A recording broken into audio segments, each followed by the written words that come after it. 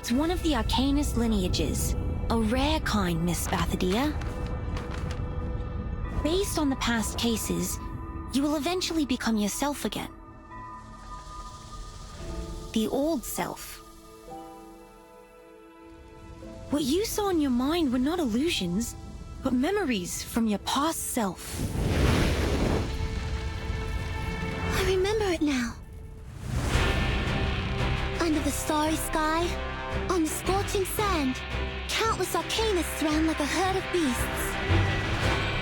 Gosh, they're all in my head. That's the only Scroll Stadium built for Arcanists! And I was the first priestess of Uluru ever! I don't think any Arcanist would say no to witnessing the revival of the once magnificent games.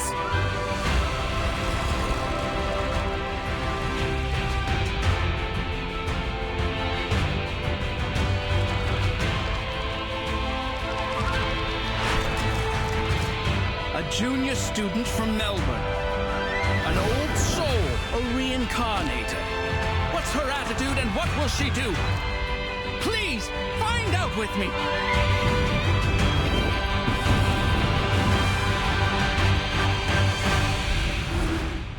Come on, Flammy.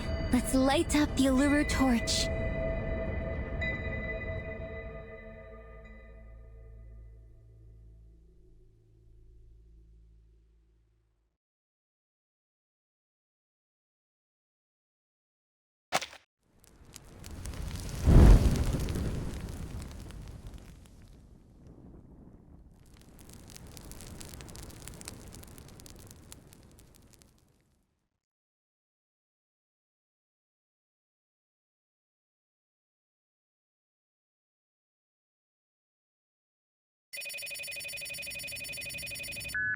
G'day! You've reached Desert Flannel.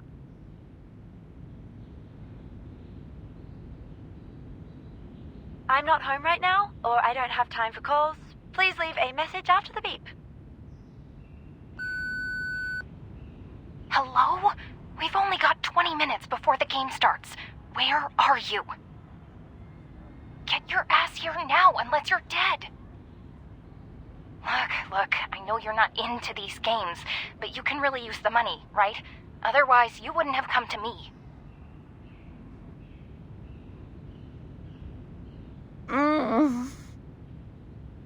If you stand me up again, we're both screwed. Whatever. Just leave it to Thursday. The game on Thursday is crucial. I will get expelled if I mess it up. I'm begging you. Just come over now.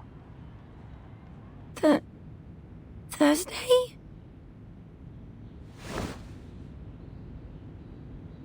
Wait, it's Thursday?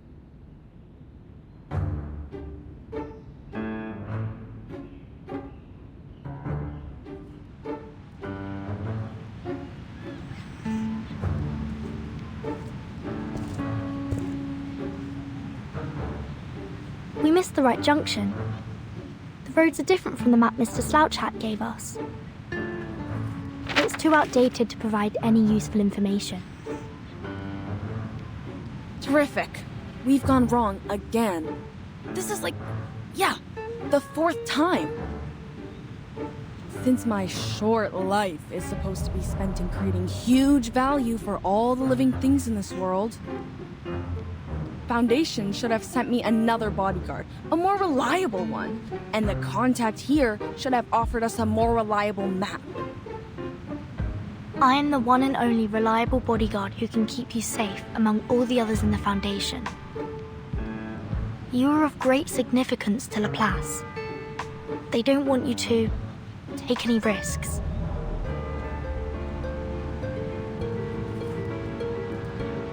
We can go back to the last junction or keep going forward. There is a trail about 300 meters ahead, and it leads all the way to the Rolling Croc bookstore. You want to check the map? When things don't work out one way, a researcher will find another. See? There comes another way.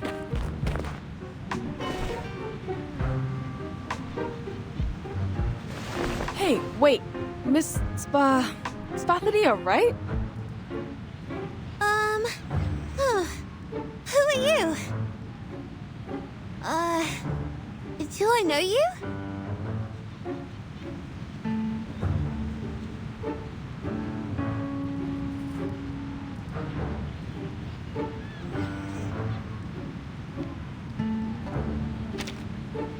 Excuse us.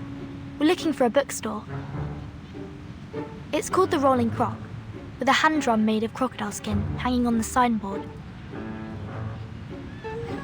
And that very store has the fragment of the fungus potion analysis report I want. If it weren't for that, no one would have taken a walk on this ridiculously vast land. No one! Besides, there's no frisbee here. The Rolling Croc. Rolling? Oh, I pass by that store every morning when I exercise.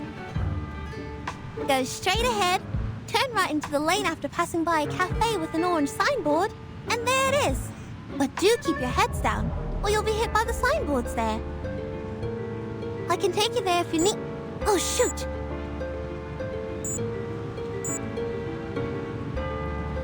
Warm-up time's almost over. I have to go. My coach is waiting for me for the punching exercise. Sorry, guys. Hope you find the store. Thank you.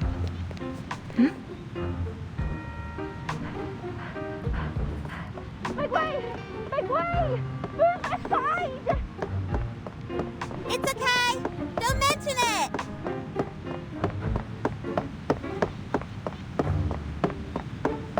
Wait!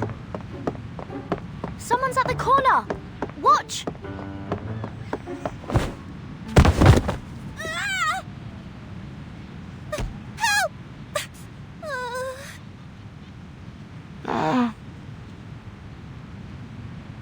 Fire. I'm on fire. Confusion and weak pulse. We have to take her to Laplace.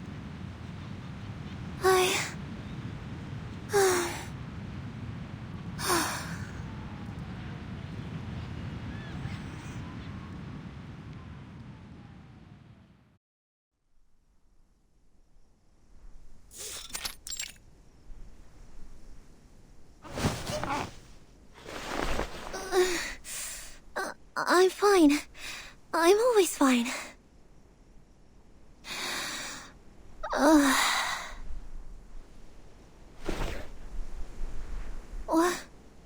What happened to me? Did I really break some part of myself? They said I passed out, but it doesn't feel like that to me.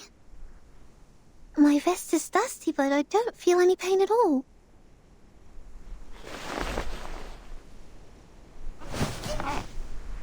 Maybe I need more ice water.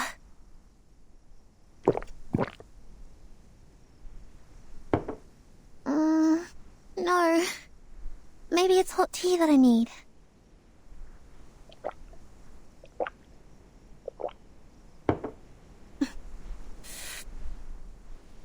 Oh, shoot! It's not working at all!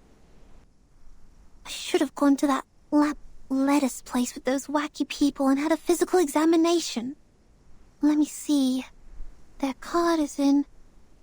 Wait, no. I've turned them down. If I go back to them... that'll be super embarrassing. Besides, I bumped my head on the ground, but it's my stomach that's feeling sick now. I'm sure this is just a coincidence.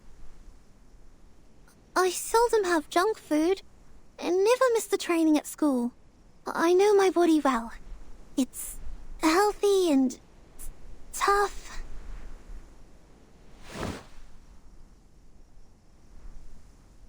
I already took the medicine for stomach pain. Now just take a break and distract myself from it.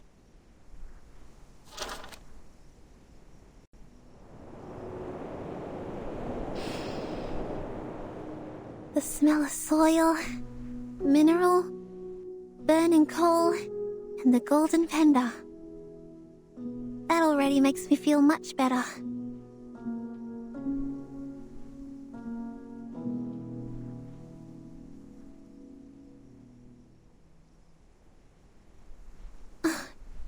It's the first photo in my collection. Mum gave it to me for my 5th birthday. In 1884, Branchfort was very popular amongst arcanists. The Uluru Games that year had more trees than that in any other years. Then, in 1900, St. Pavlov Foundation took over the Uluru Games. Out of security concerns, they abolished 1/3 of the events that involved dangerous actions and imposed a lot of regulations on the rest. Jones got first place in the game that year. Then, the Games in 1938. It was the most successful one ever since the Foundation took over. It was so successful, almost everyone thought the Games would be revived and brought back to the public. Until...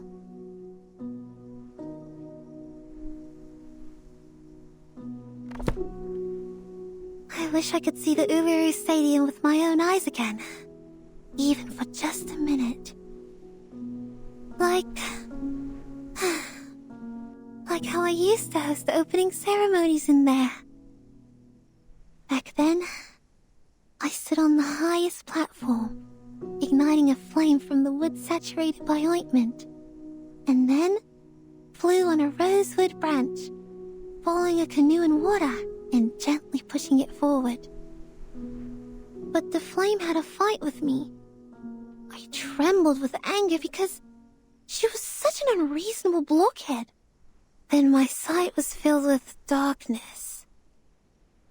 My sight? My sight?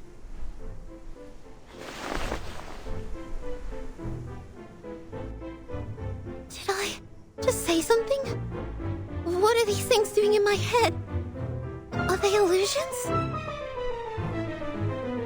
When did I go to the desert? Since when did I...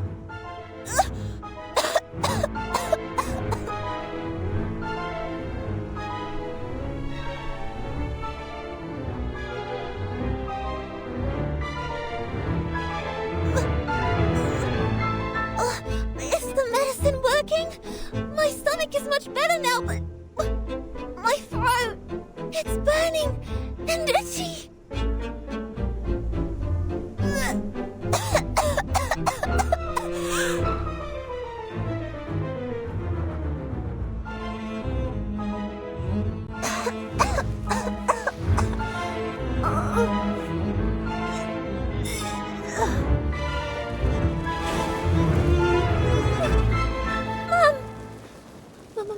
Mum never told me we're descendants of the Red Dragon? No! I need to see the doctor right now!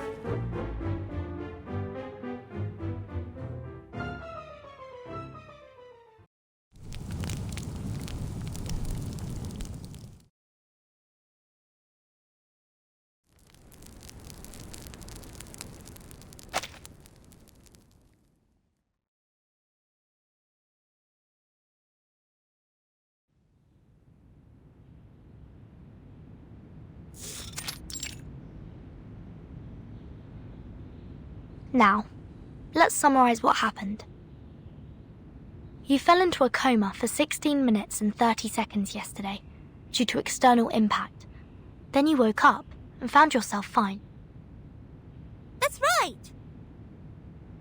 On that night, you felt an unusual burn coming up to your throat from your stomach. At the same time, you had weird illusions. And at last, you vomited a ball of fire. Yes, that's right, exactly! For one last time, are you sure no one in your family is related to the Red Dragon? 100% positive. I checked all the family photos and medical records and even rang Mum and Dad. They denied every possibility of it.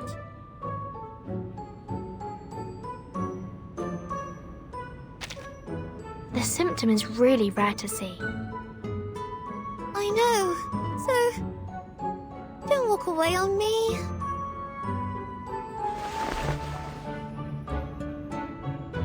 Are you really buying that? I don't doubt it. Then you're a no-nut. Would have lost all your clothes to any rorter that comes up to you if you wandered long enough on the streets. And you, I'm warning you. Take your little claws off me. Let me go now.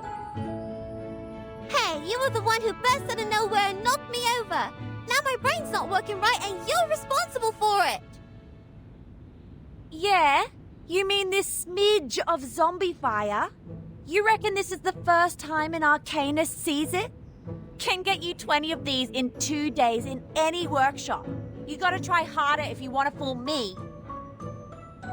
Whoa, whoa, whoa. I'm not a liar. I saw that ball of fire come out of my mouth.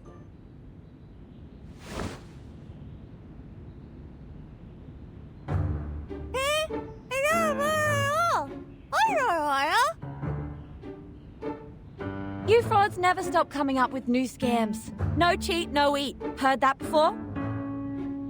Go home with your fake fire. If you continue doing this, be careful of the bunyips. They will crawl into your house through the sewerage and take your tongue because lies are their favorite food. But there is no evidence to prove that she is telling a lie. Evidence? I have more than enough evidence to prove she's not some innocent lamb. She climbed up the tree outside my window and was shouting and screaming there in the middle of the night. The moment I went outside, she took me here like she was carrying a bag of groceries. One may infer that she was shocked by the fire vomiting and thus displayed abnormal behaviors. My God, don't you have adults at home to put some senses in your head? Haven't they taught you not to trust the stranger's words? Especially if they show up at late hours? The stranger? I know something's wrong with my head and I'm not even sure who I really am anymore. But you shouldn't have forgotten me. We're neighbors, Desert Flannel. I live 3 streets away. I even said hello to you. 3 streets away? How does it make us neighbors? And I don't think our little covered street is part of your fancy community, where people sit by the white fountains and walk in the street gardens. The last time I checked, I was not from some rich immigrant family. No matter what you're looking for money or for fun, I couldn't care less about it. The only thing I care about is that my landlord will kick me out if I fail to pay rent this month. So let me go!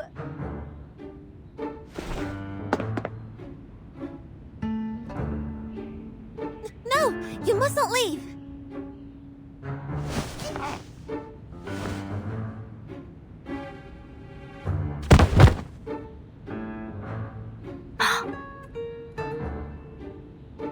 Ugh!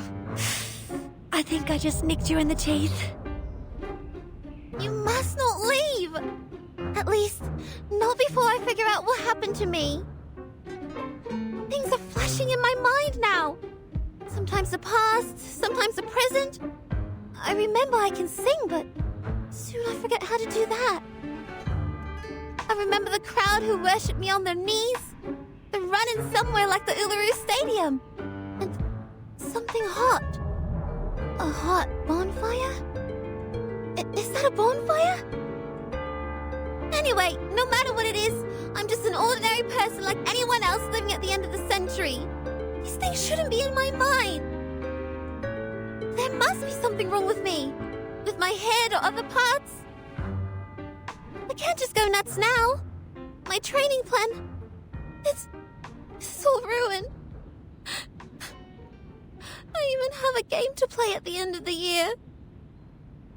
Relax. The symptoms may not last.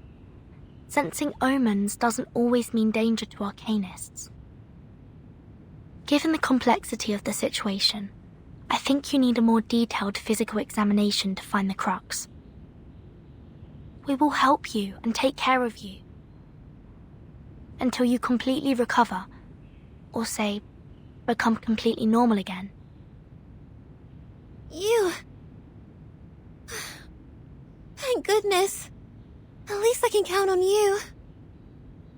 Both my mom and dad aren't home right now. I'm on my own. It's all over for me if the condition gets worse. At least, that's how it goes in the TV. Don't jump to the worst conclusion yet.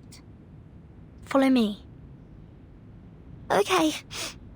Thank you.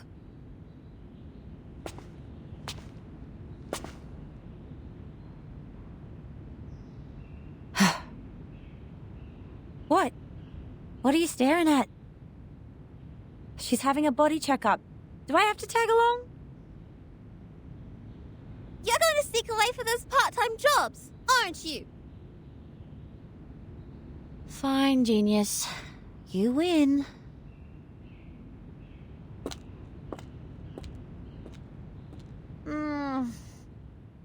Oi! You with the suitcase. Do you know how I can get a job here? Looks like they pay their employees well.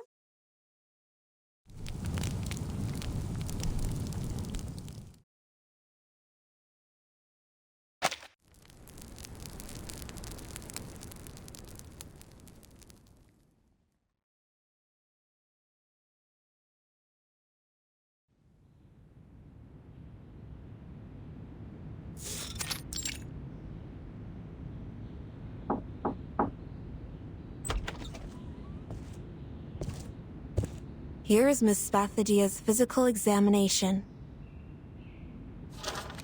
Oh, how sweet. They even got you the Salvia Zopiclone patches. If the illusions get too real and you can't sleep, use them. Okay, thanks. But I need to ask my coach if I can use it. Don't worry, it's been approved by the Therapeutic Goods Administration of Campbell. The ingredients include salvia, mint, and a hallucination potion. They can neutralize the side effect perfectly.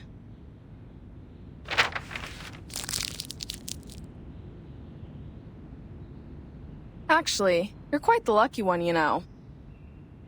That old map shows there used to be stairs where you fell down, with over 100 steps. Thank goodness you live in the right time. Otherwise, you would have tumbled all the way down there. In that case, no one could tell what you would vomit, fire, or maybe something even worse.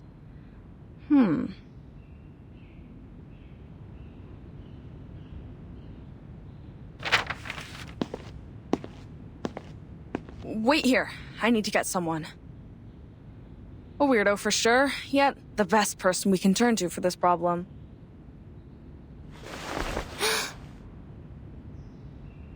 All right. I think that's the last thing I'd like to hear from a doctor. Would you just let go of my hand, Sheila? Or the good doctor here will have to cut this hand off later because of necrosis. I will. But can I hold it for another 5 minutes, please? I'm sort of nervous.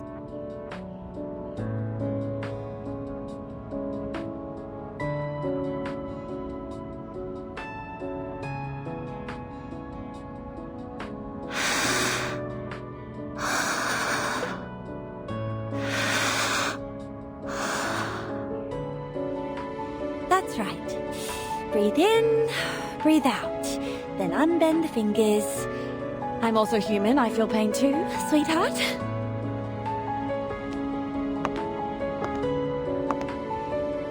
I can't believe how lucky I am. We haven't seen a living case for decades. This is exciting. Thank you for letting me know about this medicine pocket. Not at all, Ezra, my dear friend. See, I always keep you and your weird little mushrooms at the back of my mind. So, it'd be best if you could give them to me without leaving any records in Laplace's system next time. Anyway, we can talk about that later. Now, go check out the girl. She might be very useful for your paper on Arcanum. Of course, I'll tend to her in a moment. I just want to tell you how much I appreciate your thoughtfulness. I've been waiting for this for too long.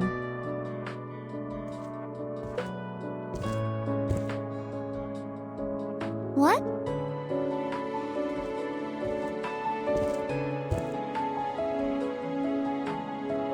May? You mean me? Certainly, Miss Spathadia. I came for you. I've been briefed on your case and had a basic understanding of the inner flame temperature and the fuel through the laboratory report. Here's a list summarizing all the conditions. It's still a draft, but please, take a look.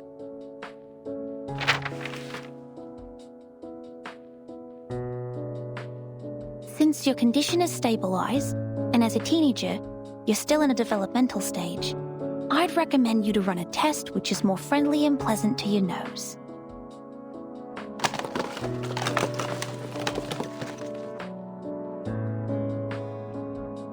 Now, please blink 3 times at this dowsing rod and blow on it as lightly as possible. What's this? Oh, no, not like that. Just be gentle with it. Lower your voice so that you don't blow away the spores on the filter.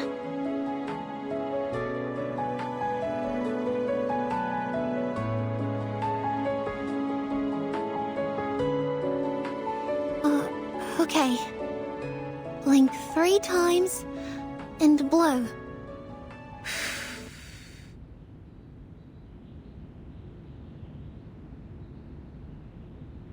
And we're going to roll it up and fix it on the dowsing rod. Now time will do its magic. Doctor, is there a cure for my head? Wait, is that the smell of mushroom? It is related to mushrooms, and I'm not a doctor. Please forgive me, Miss Spathadia. I was so overjoyed I forgot to introduce myself. Hello, I'm Ezra. I'm a human researcher at the Laplace Australia branch. My research is mostly on the diversity of local mushrooms and fungi. I'm very thrilled to meet you. You're not a doctor? Just a researcher. And a human? And you're working on mushrooms? That's right. It's a shame that I didn't become a member of the arcane study team, but I'm equally interested in mushrooms. I enjoy this job.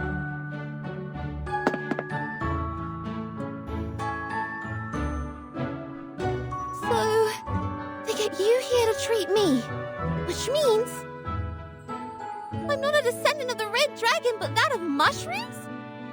I'm a fire-breathing mushroom girl? No, I'm not here to diagnose your abnormality, Miss Spathadia.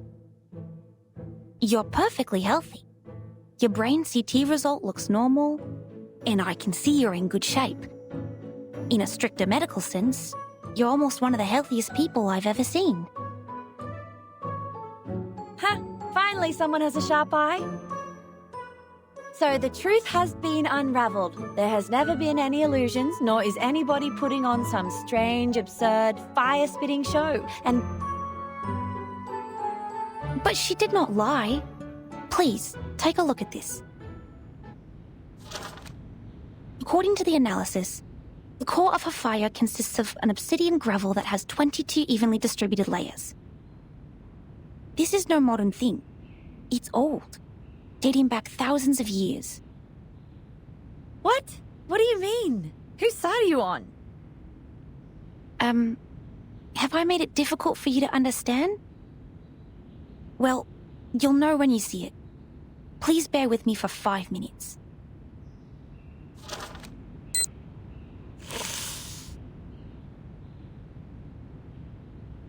Have you heard of the reincarnators?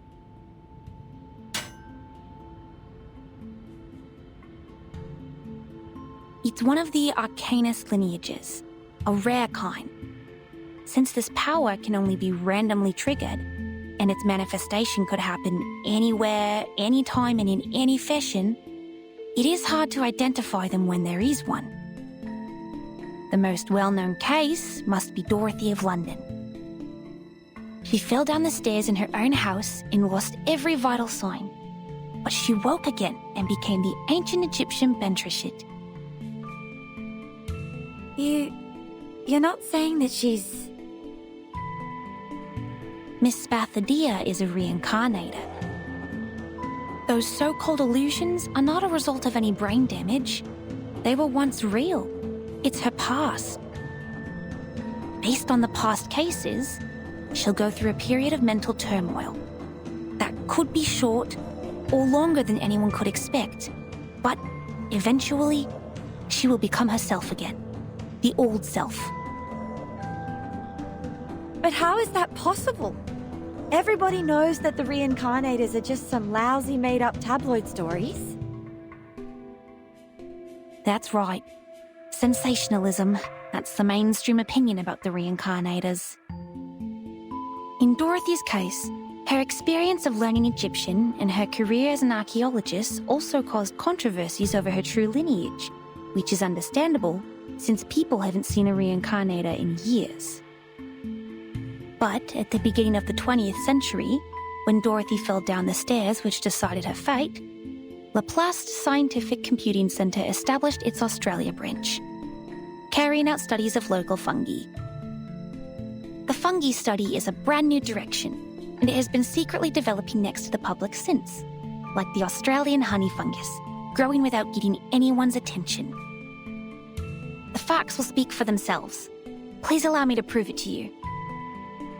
Medicine Pocket, could you please turn off the lights for us? Cheers.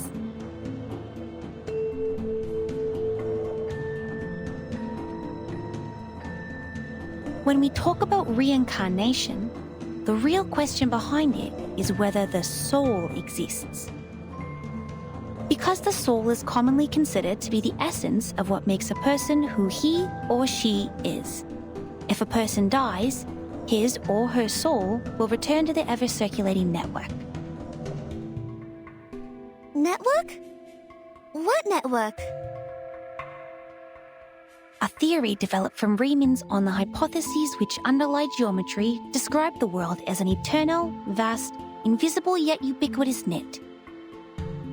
And as the news story described, a reincarnator is a miracle where a soul disappears from point A and shows up at point B without any clear reasons. Exactly, Miss Verdon. I'm amazed that you know so much about the reincarnators.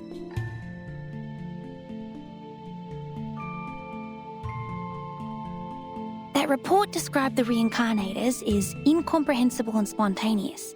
But the truth is, we've never gotten close enough to observe and study them. Huh? What's the shiny powder on my fingers?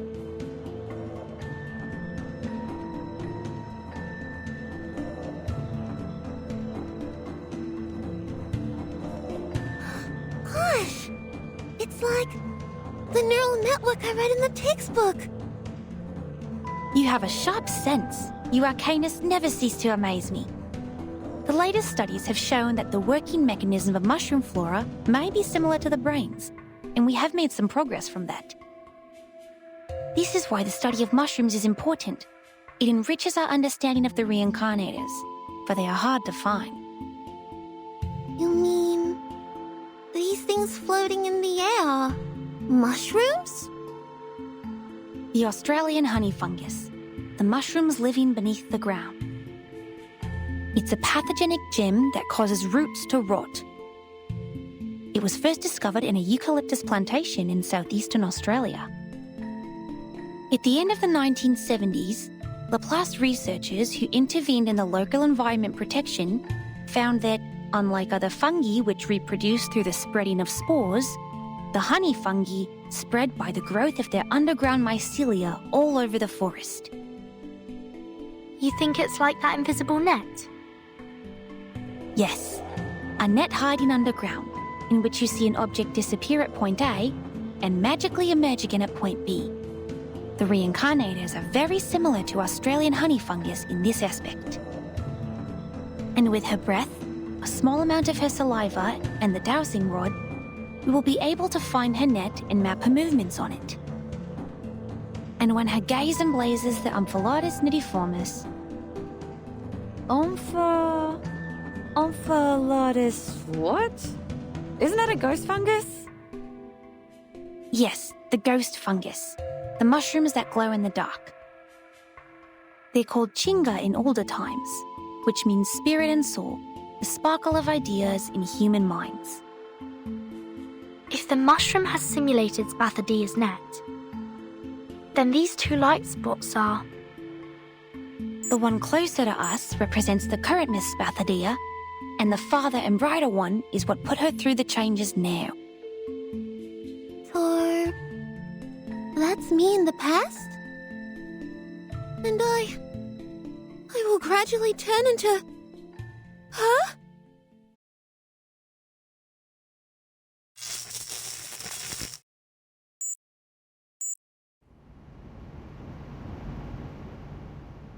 "5 minutes. We are right on time. Miss Desert Flannel, how do you feel?" Damn it! If she's so badly injured, how much would the compensation be? Is this how my life will be? Being heavily in debt? Miss Desert Flannel, you're nibbling at your nails. You will get hurt from it. Please stop. Me? I'm fine. Are you talking to me? You were saying? Yes, I was asking how you're doing. Did you get my drift? I think. Well, I know it's highly unlikely that this little girl was hatched from a dragon's egg, but is it possible that she's just some kind of uncommon lizard? You know, the really ancient ones? Anything but a reincarnator. But what you said doesn't make sense. What do you mean it doesn't make sense? There was fire coming out of her mouth.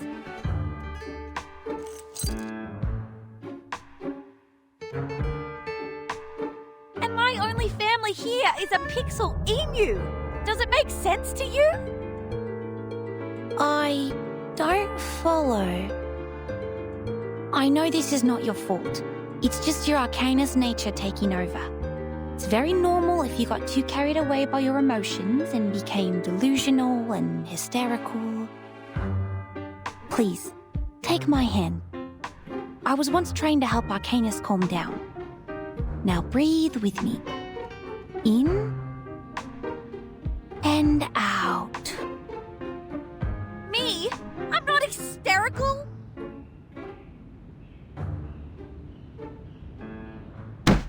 Hey, what do you know about arcanists? You're not even one of us.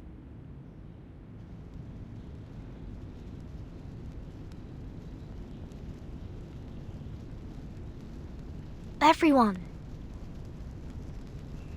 Please, believe me that I meant you no harm, Miss Spathadia. I was only trying to help. Help? How? By calling us delusional? There's nothing I hate more than humans like you saying that others are over-emotional. People. No, nothing like that. Miss Spathadia, it is not my intention to criticize anything or anyone. It's just biologically, arcanists tend to be more sensitive and easily affected. I also like arcanists, almost as much as I'm interested in mushrooms. That's why I study them. Do you smell something burning?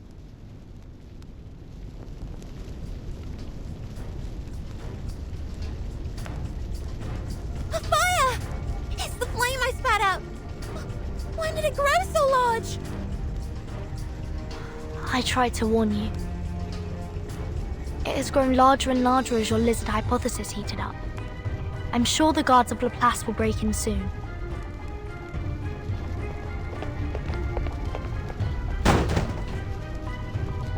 Security of Laplace Research Center Hospital taking over.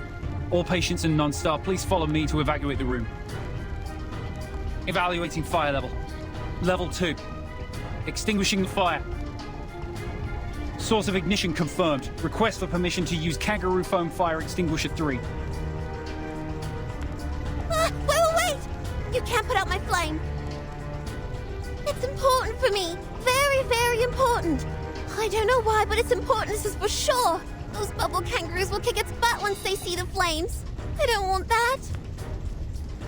I'll protect it for you. Don't worry.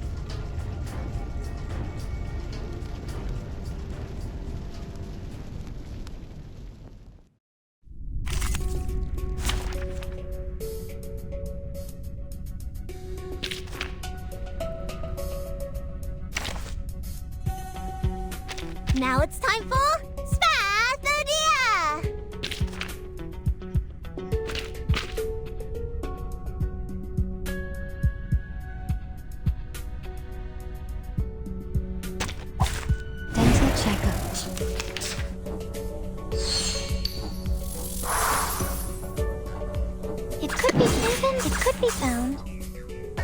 Intercept Endeavor! Aha!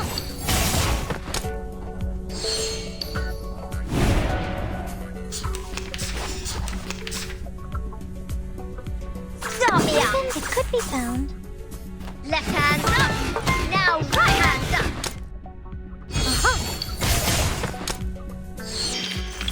Hip hip hooray!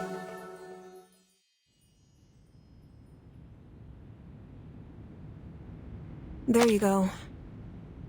Now you're free from the fuzzy foam. Thank goodness.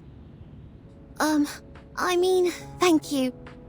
Though I still smell like a Joey, I'm much better now.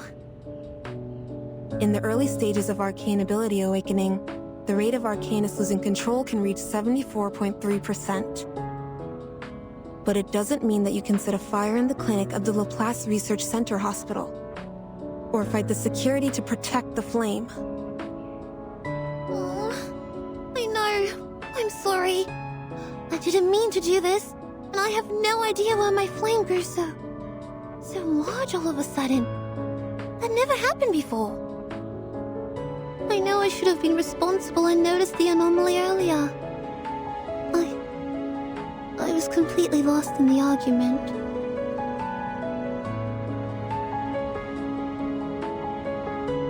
The silver lining is, as the fire was still under control, they used the kangaroo foam fire extinguisher and thus it didn't cause any casualties.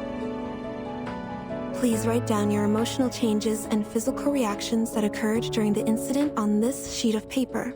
We'll keep tracking your physical health information. The concentration potion is on that table, and there are blankets and Type 2 PMMA safety boxes in the cabinet under the table. Please keep the hazard sealed for safekeeping. Okay, got it. You are still in an unstable state. Please have a rest here and don't move around. If you need anything, please press the call bell on your left and our nursing staff will come to help.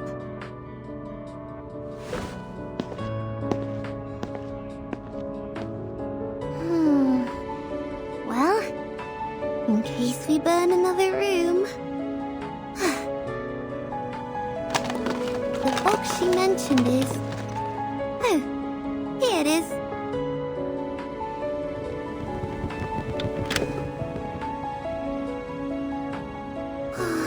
I know freedom matters, little flame. But we have no choice. Sorry, buddy.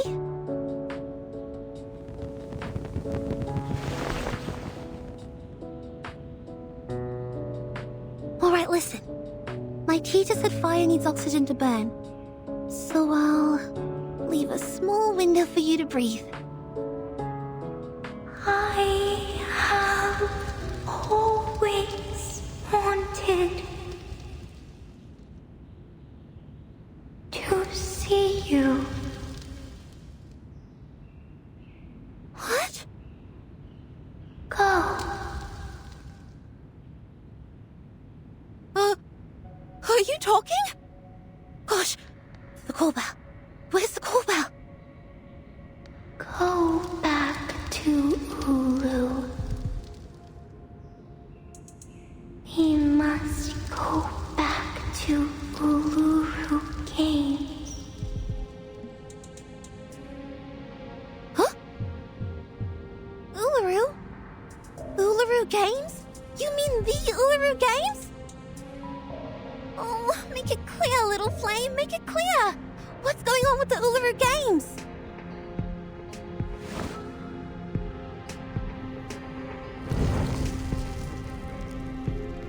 Ah! The fire! It's burning on me! It feels different this time. It's so...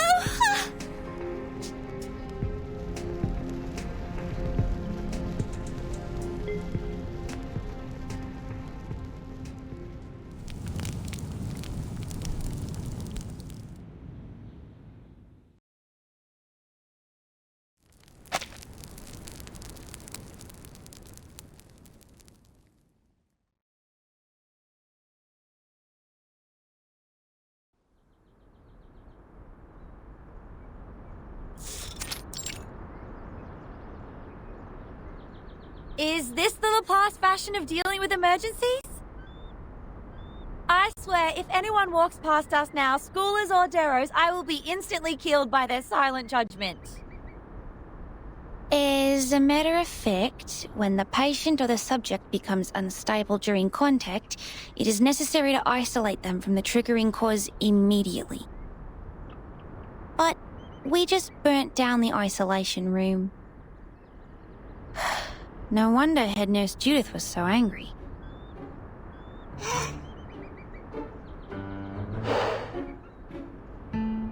Miss Verton, are you all right? That kangaroo is punching your nose. I'm fine. So is the kangaroo.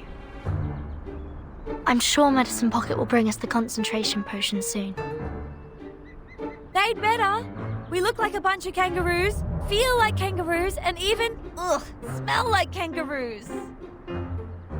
We will make tomorrow's headline of the Australian Naga and become the 3 kangaroos hanging out on a public lawn at midnight.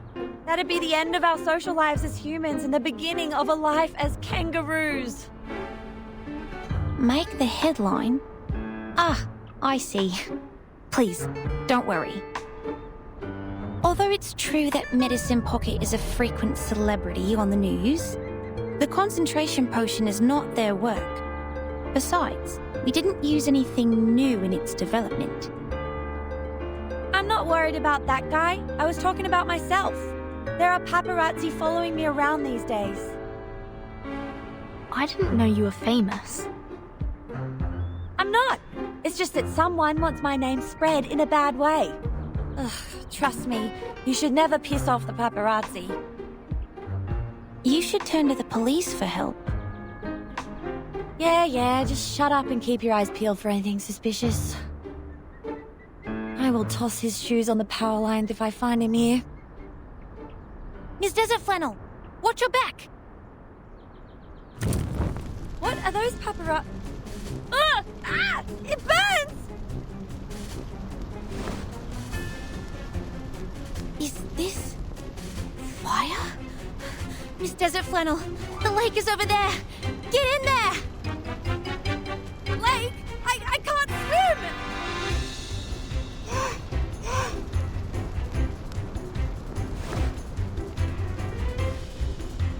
Ah!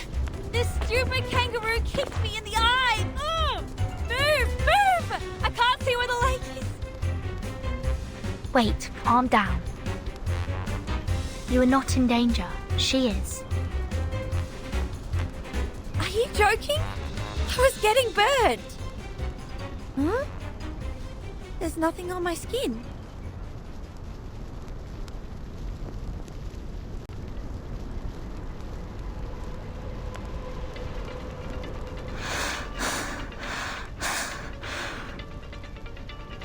Rice.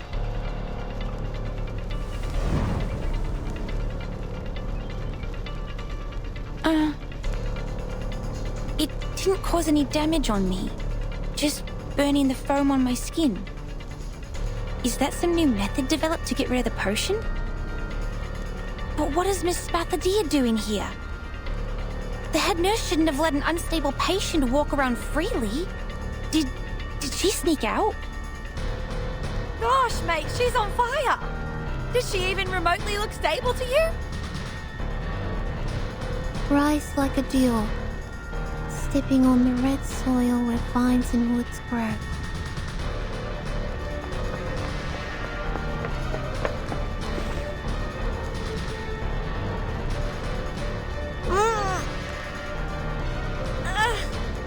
Dead?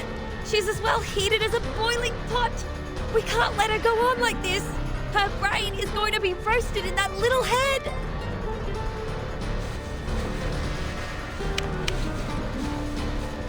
Let go, Spathadia. Your temperature is dangerously high. Chill out. I'm not a lizard. And concrete number 2 with cream is the best dish in pod material. Spathadia is suffering confusion. It's probably the flames doing. We need to separate them first. Okay. Okay. Miss Verton, please step back.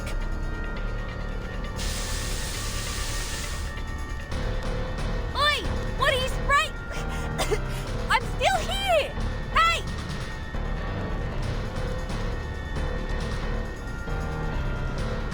This is just some spores, Miss Desert Flannel.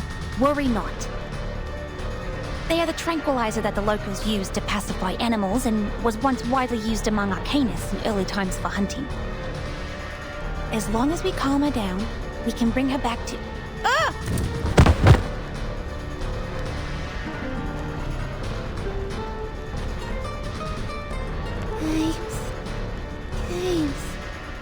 James. We need the real games. This is where sportsmanship originates. Young people. Young people. Young people need cats and strawberry jam. Cat jam it is.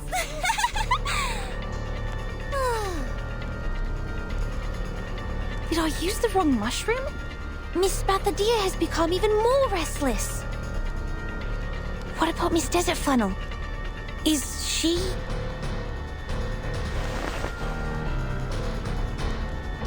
No, you didn't.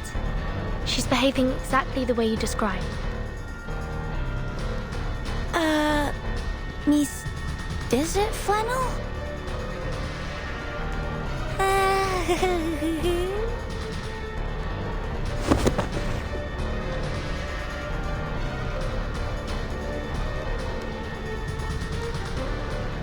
Is this the house for me?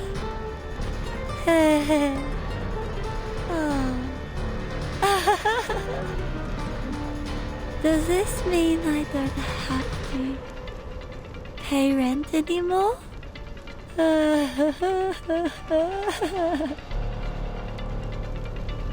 Looks like this is how she has her mental break. I will bring her back to normal immediately. It won't take more than 5 minutes. But I think Miss Spathadia is going to attack again. What we need is the reopening of the gate to the scorching land.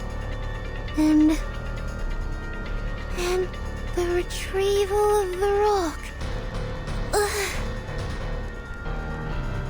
And her fire is getting stronger. Get down!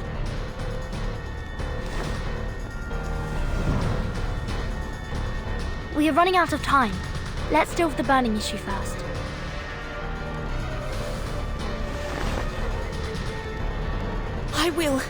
I will try my best.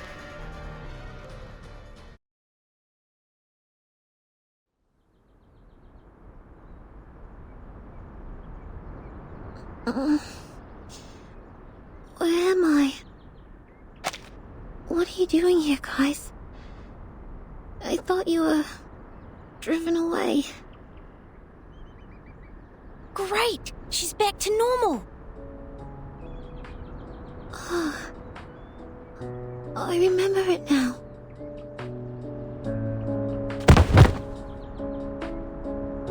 Spathadia! The games. We must revive the Uller games. Because the rocks rumble on the knees.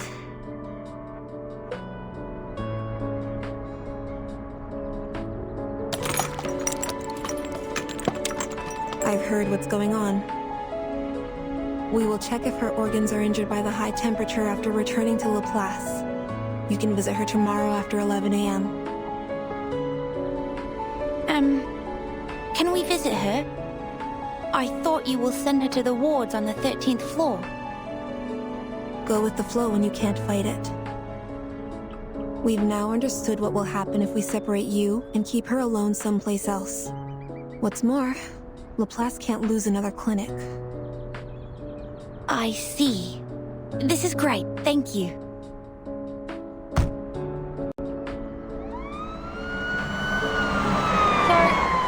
sure those mushrooms won't cause any damage to my brain and body? Like lower IQ levels, lung diseases, or skin allergy? If you think it's necessary, I will accompany you to Laplace for some follow-up checkups. Of course, you don't have to pay for the tests. The fee will be deducted from my salary. Please, don't worry about the money. Okay, enough. I trust you. I don't need a kid to pay the doctor for me. Besides, it's embarrassing enough to be put down by mushrooms. Not to mention that I'll be giving that guy the story he craved if I was hospitalized. That guy? Oh, you mean the journalist following you? Huh? Was that a flash? Speak of the devil.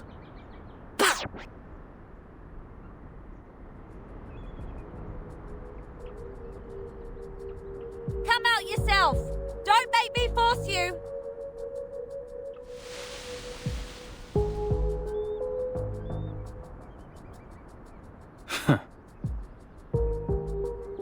Makua, don't you dare involve others. This is between you and me. I've told you long ago that one day I will make you feel the same misery that I did. I have been following you all the time, and this is the moment of vengeance. Now, I have more than enough photos. As for these other people, you didn't strike me as such a kind-hearted person. I didn't know you were so shameless. Let's see what tomorrow's newspaper has to say about this, Miss Photographer.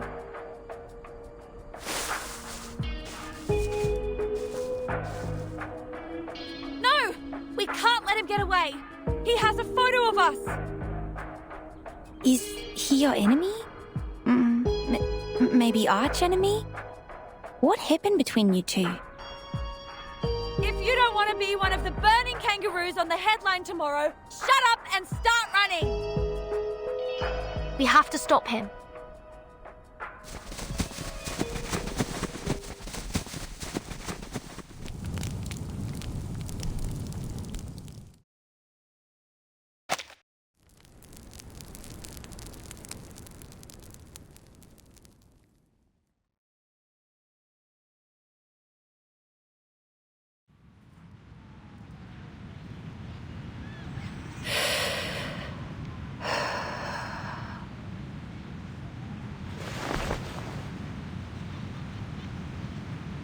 G'day. You, got the latest Australian Naga here? Nice choice. Everyone is talking about it.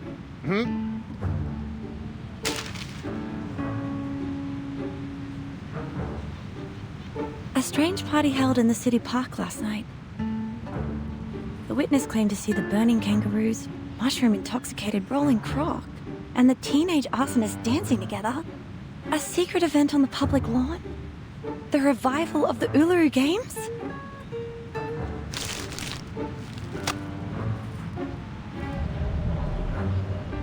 It saddens us to admit that the recession and inflation have walloped some young adults. They were crawling in the park at night, groaning and moaning like beasts, dragging themselves along and losing consciousness.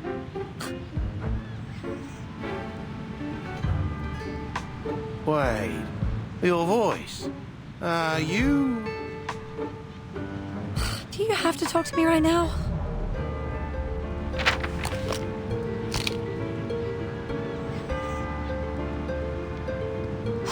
I'm busy hating my life. I don't have time for your little chit-chat.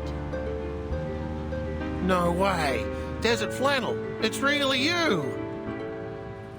Everybody is talking about you right now, and they can really imagine. Some say you're mad. Some say you're the heroes fighting against aliens. Well, the most known story is that event. Is it real that you're going to restart the games? I have nothing to do with it. It was all that Junior's fault. I was just unlucky.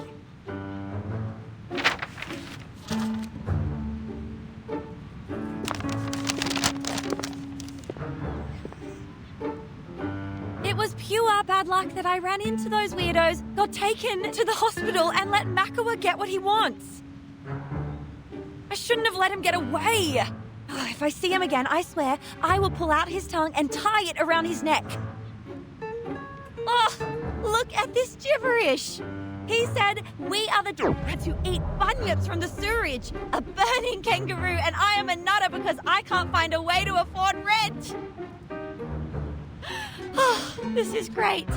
I might as well be a kangaroo. At least it's true that you're banging your head against the wall for rent.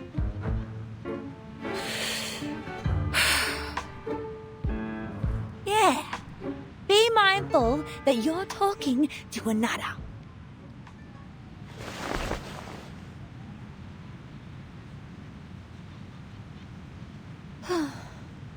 Whatever. I will soon lose my part-time jobs and be kicked out of the house where my granny lived for decades.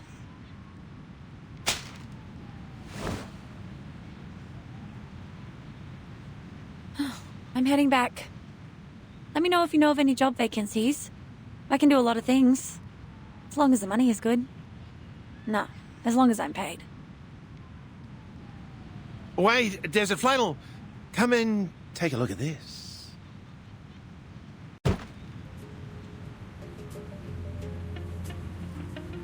So many people came here this morning asking about the Uluru Games. And 1 hour before, the Scissors Jerry brought me this. This is a pre-sale ticket to the Uluru Games? I've sold over 50 tickets at a unit price of this much.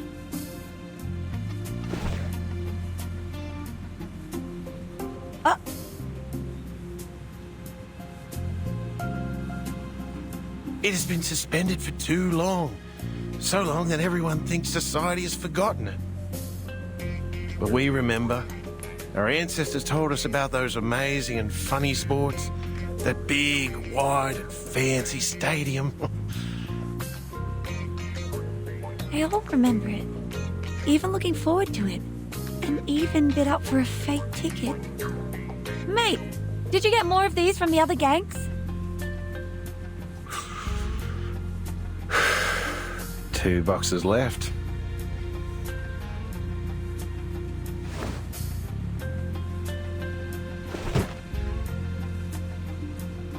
These are from the Slicky and Eucalyptus Brotherhood. Eucalyptus and what? Didn't catch that name. Oh, do you have the mints that I bought from you before? The least purchased ones? You always put them at the bottom of your box?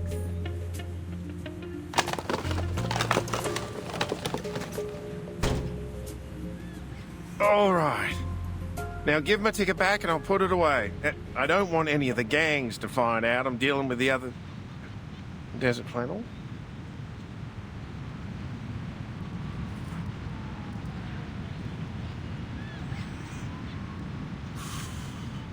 That's what I keep telling everyone.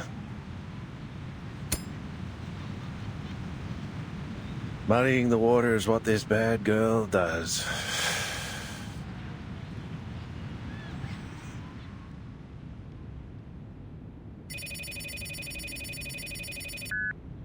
That's right. Desert Flannel has taken the fake tickets with her. The ones from Clippy, Slicky, and the Eucalyptus Brotherhood. She's gone. No, not to the black market. Sir, I heard that the bunyips are getting restless again. Is that true?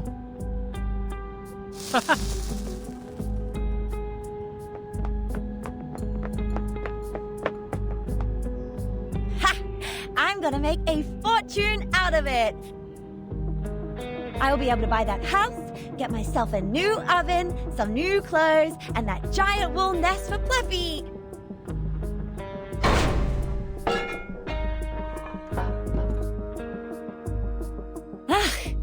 Those bunyips are out again. Haven't seen them out in the sun for a while now. I must hurry. Wait, are they coming my way? I've got my eyes on them. They are more interested in her than in me. Oh, this makes sense. Since the Uluru Games have made the biggest news of the week, the people are going on and on about it all day. And where else will the rumour-loving bunyips go at this point? The last time I saw something like this was when that scandal of Mr. Pompadour broke. It will be a big story, almost as certainly as a cut will bleed. I will pause my other projects and focus on this one.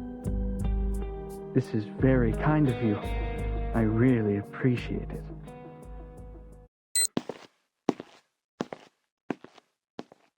Nobody, not any arcane creatures, can stop me from getting rich. Let alone that you haven't eaten enough rumours to grow into a 3-floor high and multi-legged gigantic monster. Boop, boop, boop, boop. Clappy, give me a hand.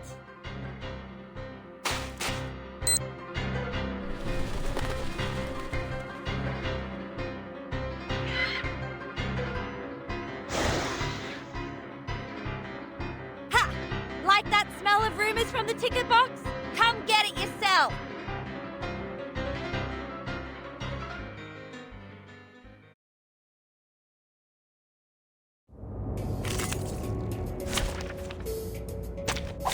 Who ate beans?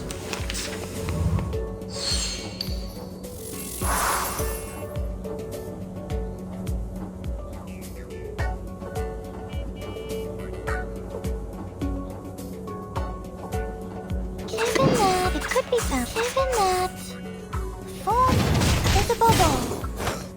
Time to check my calculation. Form is a bubble. Peace and love! Peace and love! Stop there just and start me up! Rock, rock, rock! Change the world!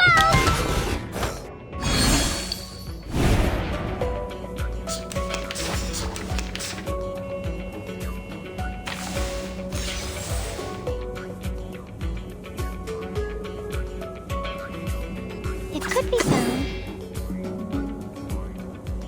Given that it could be found. Intersect and divide. Form is a bubble.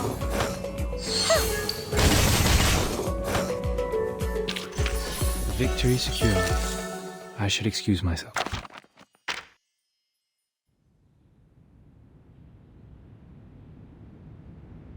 Told you I'm super healthy. You should let me go now. But you need our care, Miss Spathadia. It's also our responsibility to make sure that you're safe and stable.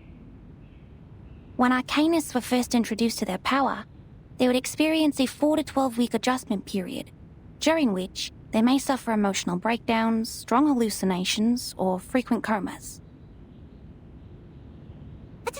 Hey! Stop! Stop it! I have something very important to do right now. I mean it! I'm not gonna waste my time here. I'm fine. There will be no more confusion, mental breakdown, hallucination, or coma. Something very important. What is it?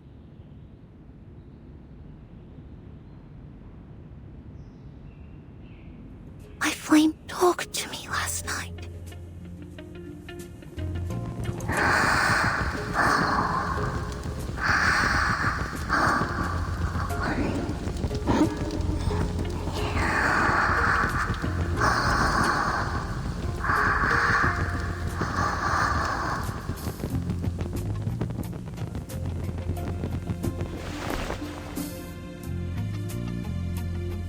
Now, it's asleep. I think it's exhausted after our rampage last night.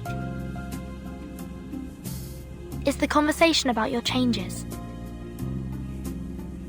Of course! The moment I touched it, it crawled along my arm to my mouth and went back to the stomach. And all there was left in front of me was the black wall. Sorry, I'm not quite with you. Perhaps you could start from what happened then. Sure. I don't remember it well, though. They were blurry memories. Imagine you're looking at a plate of bacon and eggs through 30 layers of frosted glass.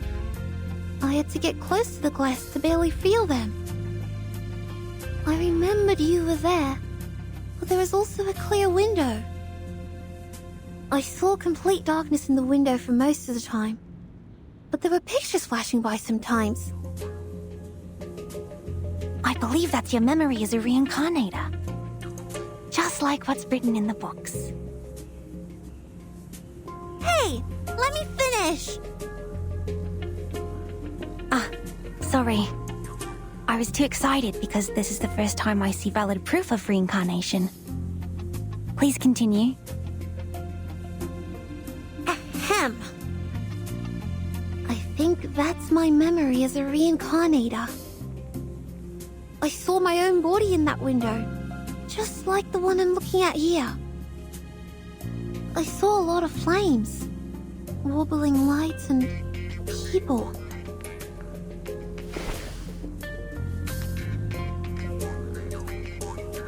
My heart has never beaten that fast. Yet, the fire in my body seemed completely natural, as if it was destined to burn inside me. It whispered just one phrase to me, again and again. Like what you mentioned last night? Yes, the Uluru Games. I must revive the Uluru Games. What are you going to do? Let's not get to the paperwork of applications, security arrangement, and permission from the local government just yet. The location of entrance to the Uluru Games was never fixed.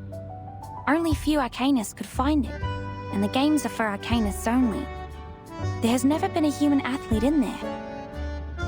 And they have been cancelled for all these years because they were completely lost in the War of 1942. Nobody has found them since. But I can find it, because I have found my ancient self. I'm the only person in this time who has been to that land, and my flame is my compass.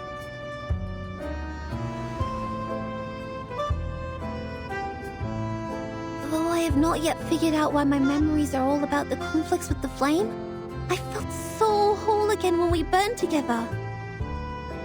I'm sure it will help me and unite with me, because it trusts me so much that it traveled all the way here through the endless darkness and rainy seasons to come out of my mouth. It's here for me, and now it's going to take me somewhere else. I'll follow wherever it goes.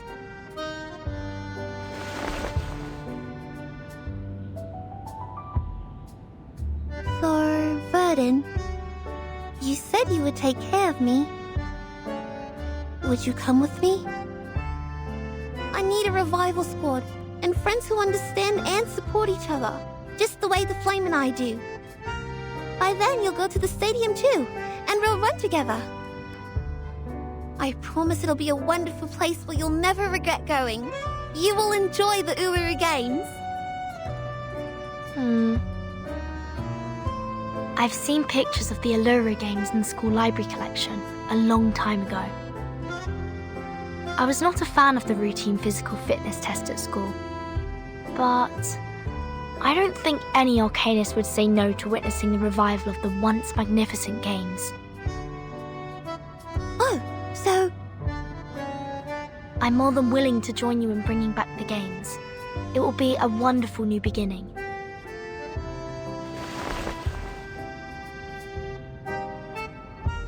Wow, yes, thank you! I see. You're shouldering extremely important responsibility, Miss Bathadia. I will apply for you to be discharged and explain all this to Judith.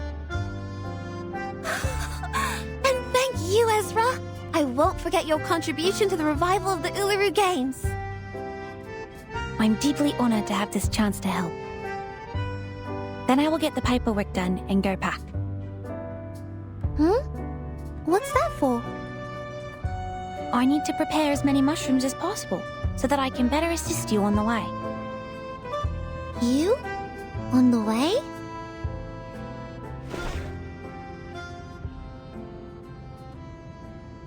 You're coming too? Of course. We've been through so many things together. Am I not part of the team? What? You're coming too? Of course. We've been through so many things together. Am I not part of the team? Of course. We've been through so many things together. Am I not part of the team? Of course. We've been through so many things together. Am I not part of the team? No, of course not. How can I take you and the revival squad? The games are meant for Arcanists. You've read the documents, right? Since the very beginning of history, humans have made countless attempts to find the entrance to the stadium, yet none of them made it. It's just not for humans. If you're a fan of sports, you can totally watch those held by humans. There will be a boxing event in Melbourne tomorrow at the National Tennis Centre at Flinders Park.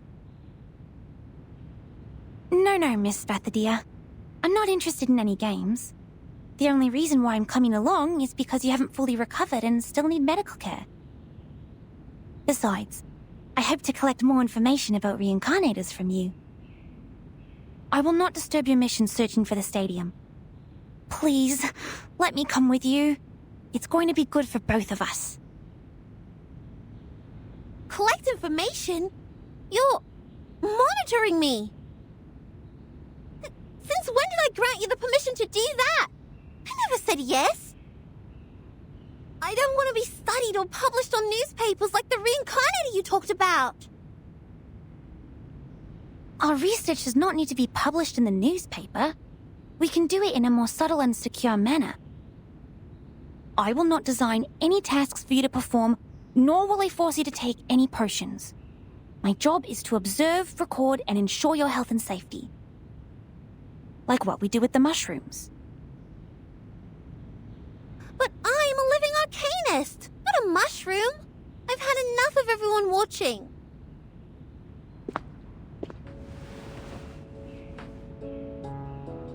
I don't want to be the embellishment added to someone's academic achievement, or a subject of the paper that'll help you switch fields. I didn't explain it right. Miss Bathadia, please listen to me. I have never changed my heart as a researcher, and I care about Arcanus as much as I care about mushrooms. It was never my intention to use you as a career boost. You are such a rare opportunity to us, because none of us know when and where the next reincarnator will be found. If we miss this opportunity, the academic circle may have to wait for another decade to further their research. The discovery you and I made may shock many. Our names might go down in history, but most importantly, it's going to help a lot of people. Have you heard of Chengus, invented by Dame Parodi? It was inspired by a long-legged shepherd in France, and it has helped many athletes with disabilities to walk and run again.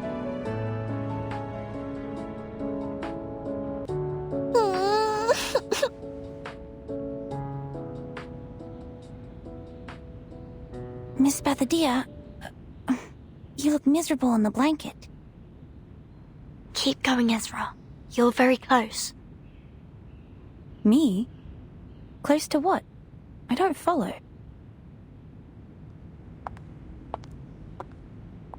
Close? Well, speaking of close, guess who is close to becoming the most successful business person here? Desert Flannel, where have you been? Hey! What are the white eyes for? I'm not some monster crawling out of the sewage.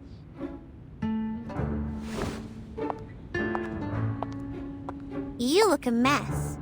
What happened? I didn't ask you why you were crouching in bed like an ostrich, did I? So maybe you can return the favor and keep your nose out of my business, yes? And what really matters is the good stuff here.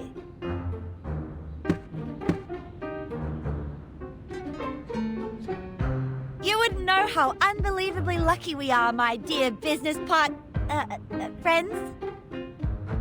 Yeah, no, I don't. Ezra alone is already too much information for my brain. Fine, you restless and humorless people.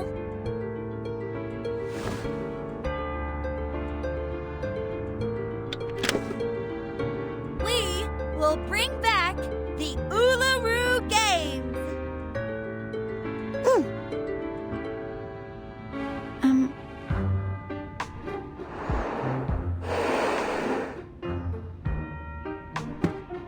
Hey, what kind of reaction is this? Why are you quiet as stones? This is a great idea, and you're giving me this?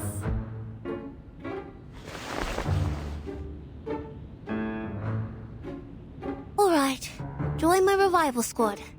Handshake? Handshake. Then No, not you.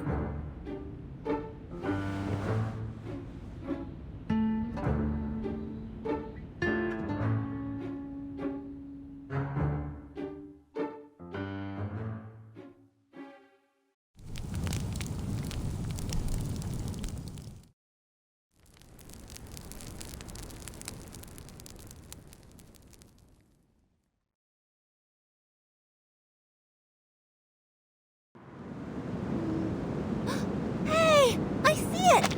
Over there! It's beautiful. Even more beautiful than the one I saw in my dream.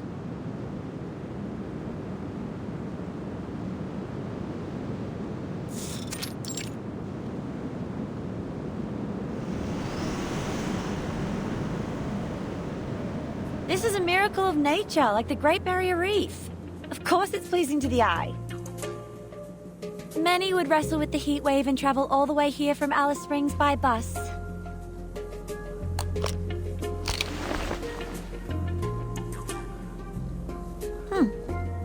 I have to admit, it is worth the effort. The temperature here will get even higher at noon.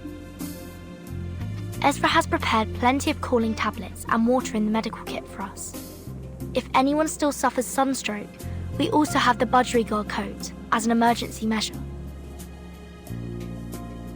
So that's why Ezra took you to the room before we left.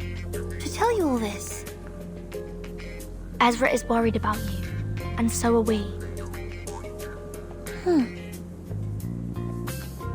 Oh, someone is feeling bad about what she said earlier. If you ask me, that human girl has a good heart. Maybe she can work on her ways of communicating with people, but that altruism in her is almost angel-like. And she has the face of a little angel. Wouldn't be such a bad idea to put her in some baby care commercials. I heard those things pay you generously. I might as well ask what she thinks. Huh? Go forward. Ah! It's talking again! What? Who's talking again? The flame! It's talking! Didn't you hear it? Nah, it sounds the same to me. This is just the sound of fire burning, snoring like my late old man. Well, maybe you can also try turning off this little thingy's TV. Maybe it will jump up and shout, "I'm still watching." I'm not joking. It's really talking. Listen.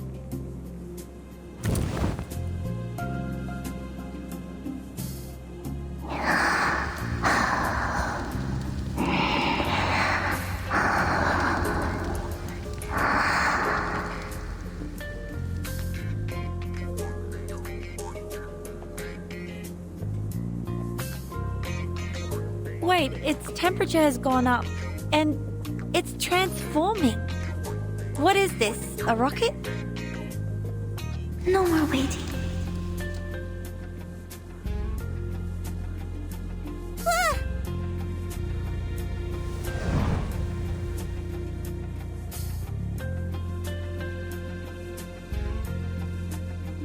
Hey, hang on! Where are you going? I thought we were good friends!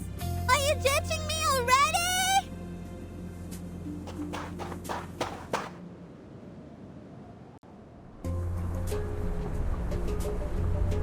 Everyone, mind your steps and keep up. A race in the desert. Ooh, great. I wonder why I'm not as clever and creative as you are.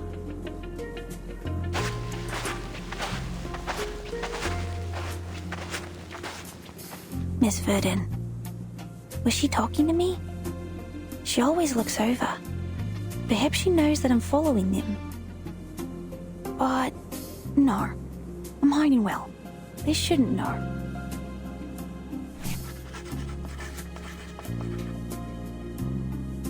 Having emotional turmoil, acting impulsively, feeling fanatical about the retrieved memories, and the unstoppable urge to return to the homeland.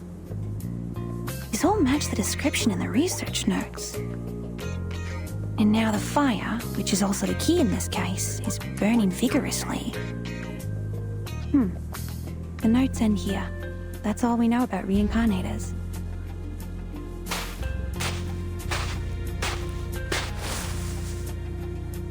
I can't deduct more based on the current data. But at the same time, the unknown can be dangerous, yet exciting. It may bring about catastrophes or miracles. Just like arcanists, so charming and lively. My job is to help and protect them, so their burning enthusiasm will not be dampened. Like what Mom said, this is our mission as mankind.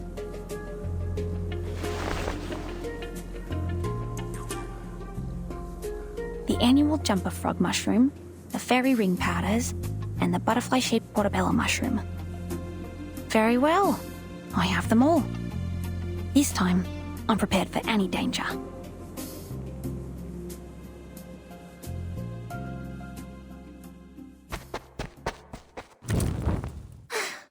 Gotcha! You're not running away from... This is the beginning of the journey.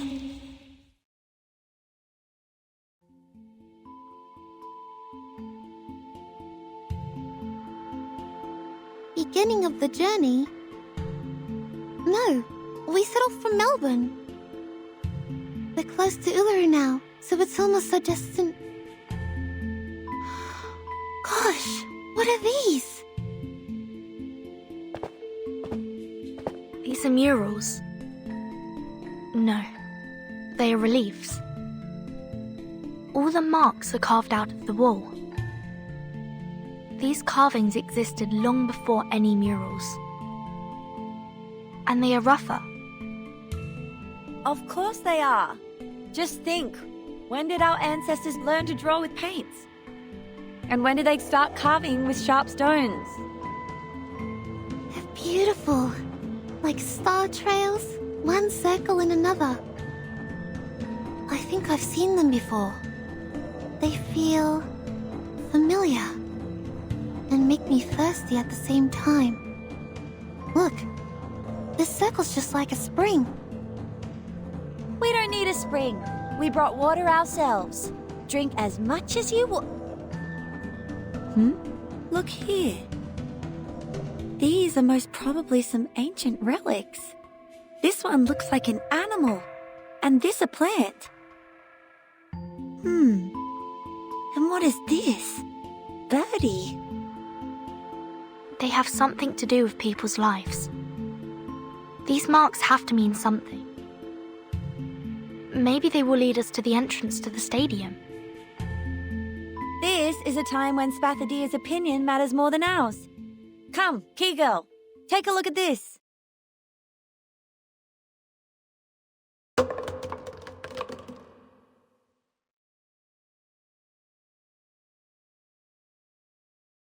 Spathadia? Where did she go? And that fire, they're all gone. What the hell is going on again? She better be pulling a prank on me. I heard her footsteps behind me just now. Relax, Desert Flannel. We've got help.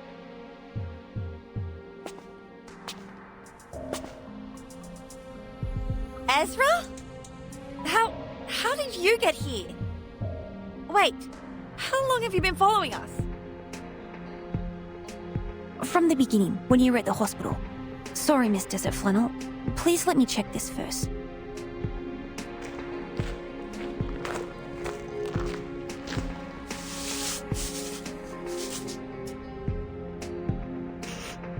This smell. I can't be wrong. This is Devil's Thorn. What's that?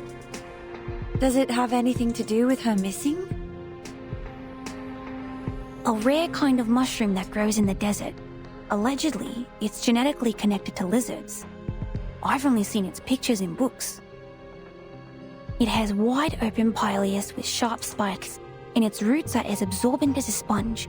which allows it to absorb and preserve underground water.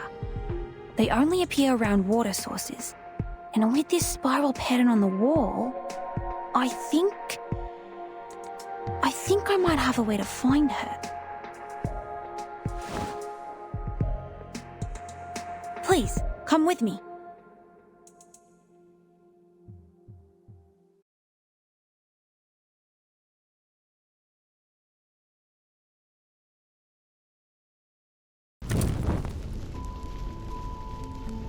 Little flame?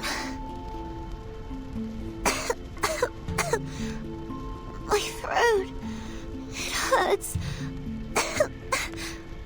What? Do you remember me?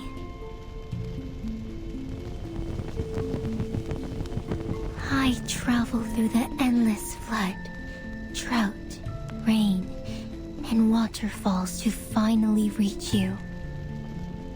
Do you remember me?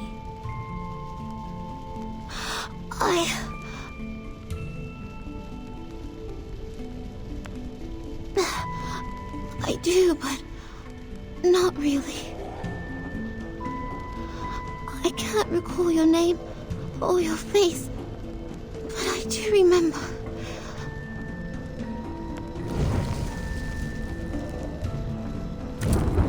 Do you remember our fight?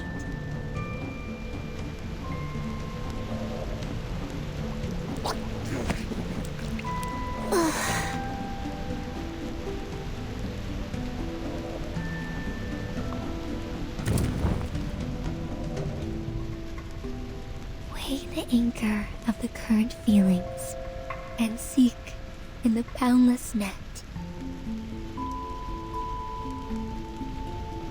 Seek me. Seek the past. Seek the intelligence and spirit we are bound to find. I don't want to make up with you, you dumb ball of fire! Neither do I, you stupid girl! My hands are burning, like they're soaked in fire. That's because you reached into me. We had a fight, attacking each other with nails like two cats. This is just like the day we first met. I can feel my knees trembling again. I know this game. A sport which is not popular enough to be included in any commercial or professional games. It's also the sport for which I've been secretly training myself every day after lunch. The light bulbs picking game. Malingi's harvest. No.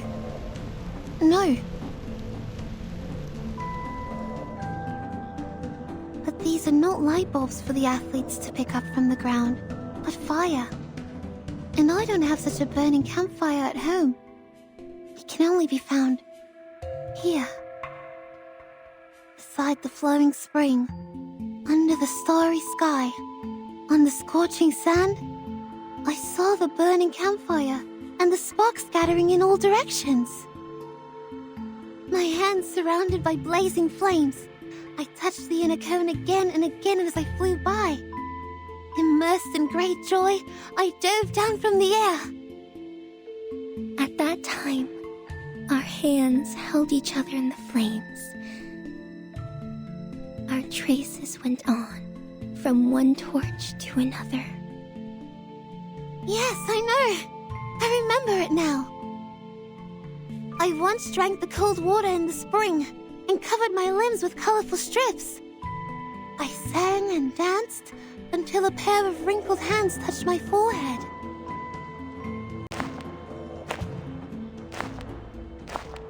Good girl.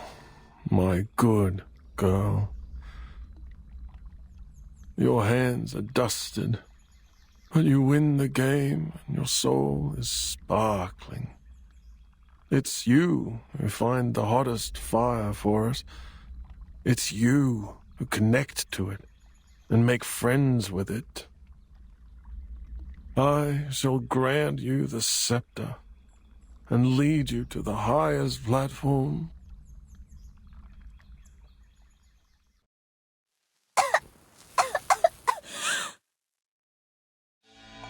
I shall become the next priestess of the Uluru Temple. I shall take responsibility for every drop of sweat on the red soil, and I shall eulogize all the significant, fair competitions. I shall store the flame in my mouth, my stomach, my heart, and my ribs. I shall protect her, not to let her extinguish, nor to let her go astray or away. I hereby swear, I shall be with the Uluru Games until forever.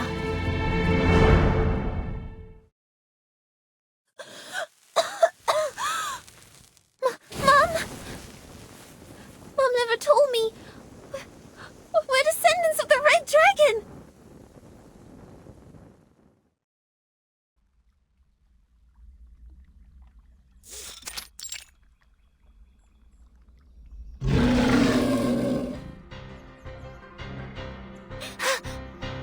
I'm awake now.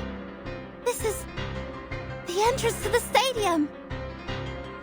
And that howl must be...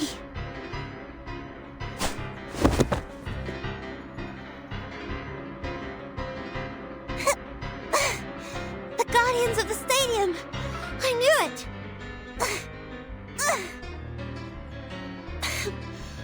I'm too wary to stand up. Shoot. There's no way I can beat them just rolling around.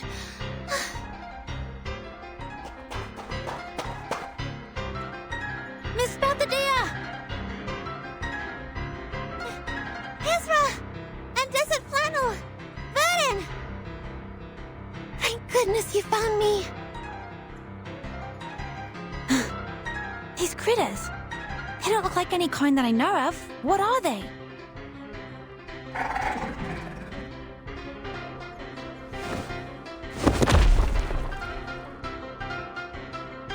These critters are the guardians of the stadium. They, I can explain it later. We have to deal with them first. Little Flame? Hey! What are you doing?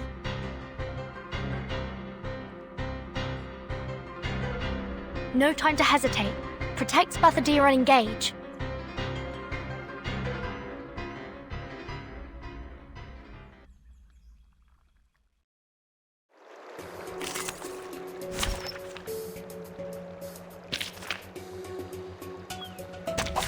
I can't wait anymore!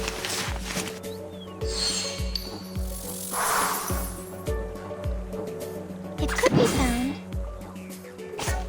Given that. It could be found. Given that. Huh. Oh, it's a bubble. Victory secured. I should excuse myself.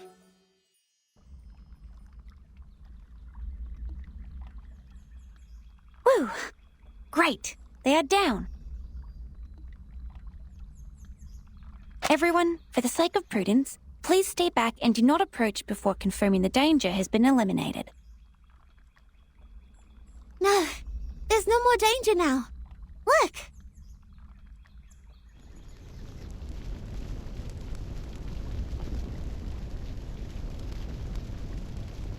No need to worry or hesitate.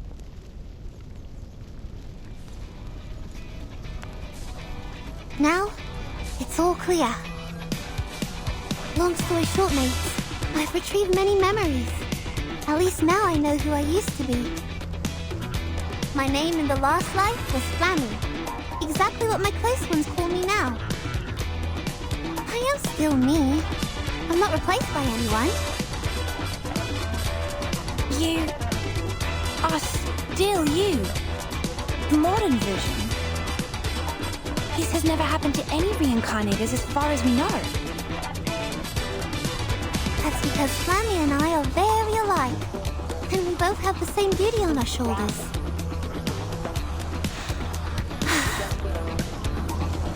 I am Flammy. I obtained the Uluru flame from the fire with my own hands. I was the first priestess in the history of the Uluru Games. I am Spadutia. I keep the flame that traveled all the way from the ancient times inside me. I will become the next priestess in the history of the Uluru Games.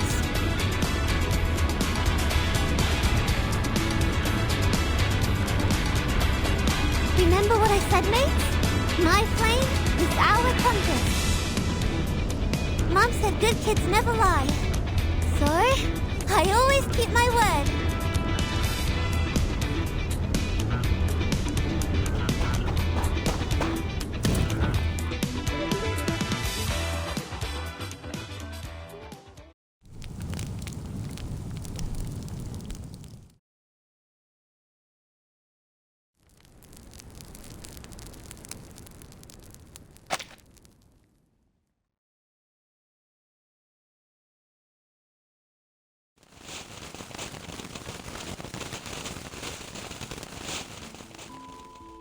Bethadia!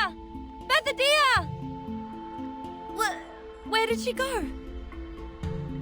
It was like a long slumber, or a view of the garden behind the wall.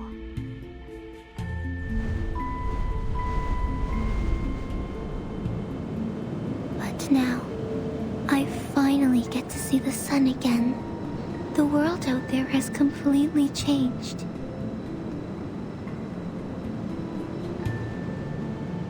But you remain the same, Flemmy, my dear friend. You found me and put an end to the long, dark dream. You set me on fire again, bringing me back to what a flame should be like. Welcome to the end of the 20th century, Ulu. For you, this is an interesting era with many, many new things. Well, I think we can learn them together, later, one by one. Well, for my dear brave friends...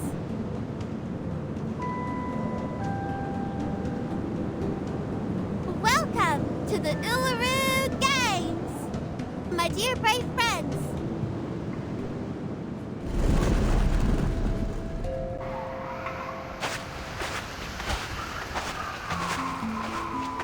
What are you waiting for? The conjuring of the entrance to the Uluru Stadium is sourced from a fantastic arcane ritual. Instead of a summon, it's closer to a sacrifice. The fire element also plays an important part in the sacrifice. In Spathadia's case, Ulu is her flame. Will it have anything to do with the unique condition Miss Spathadia has? Unlike other reincarnators, she still has a clear memory of this life, despite her young age. Or it's because the two light spots of hers, the older self and the modern self, are not that different, so she's spared going through any drastic changes. And the reason behind it might be... Ezra! Yes, I'm here.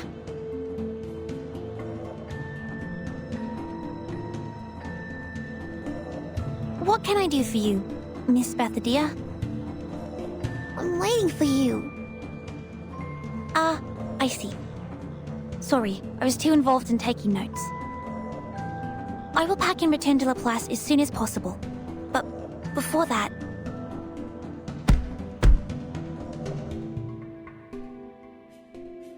I have to clean up the spores and the mess we made in the battle first. Otherwise, they may change the environment here. Oh, come on, you weirdo. You're leaving now?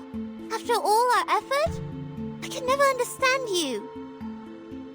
Aren't you waiting for me to leave? Of course not. I'm waiting for you to join us. We'll go into the stadium together. Come to think about what I've suffered. Coma, hallucination, confusion, thirst, misconception that I was almighty. And then, as you can see, I fell into a coma again after my sudden disappearance. I think you're right. I do need a doctor by my side. But mankind cannot enter the stadium. We all know that. Blah, blah, blah. Please! The stadium has never shown itself to any humans before. When life gives you cake, Just dig right in.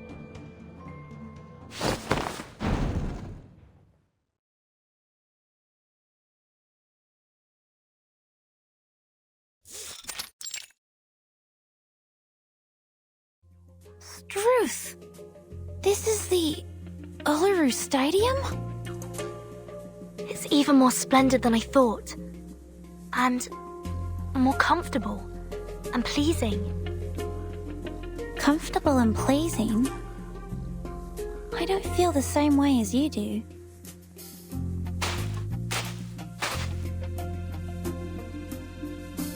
But not in the sense that this place doesn't look beautiful to me. On the contrary, it's stunning.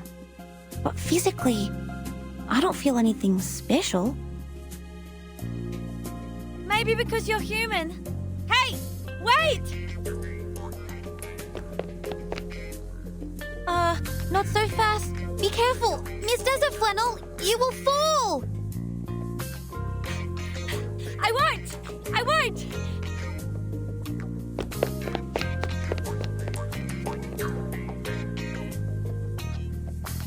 I'm feeling as light as the wind and even more energetic than when I finished a big meal of steak and cake.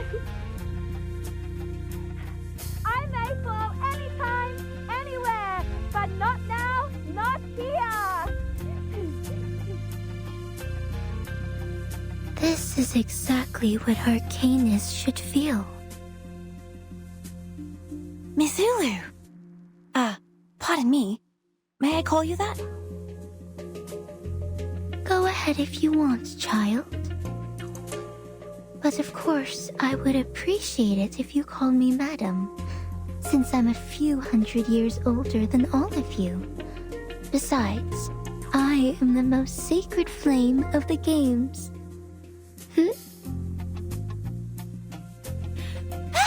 I won!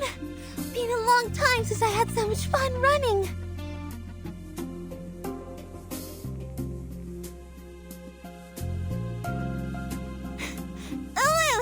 Is that a lawn? We didn't have anything like that before. And those benches! Things change, Flammy. In the past hundreds of years, when you were absent, countless changes happened to the Uluru Games. New lawns and benches had somehow appeared in the stadium, but none of these changes were made by Arcanus. Those actually made by Arcanus were new events, new rules, and new management. These are the changes that really made the Uluru Games different. I see. No wonder I've never seen ice race walking in my memories. Let me see. So there was no stone-throwing divination or a new tridecathlon either. Ice race walking is not a traditional sport in Australia. It originated in Northern Europe and became popular in cold countries. That's right. Ice race walking was introduced to the games in 1926.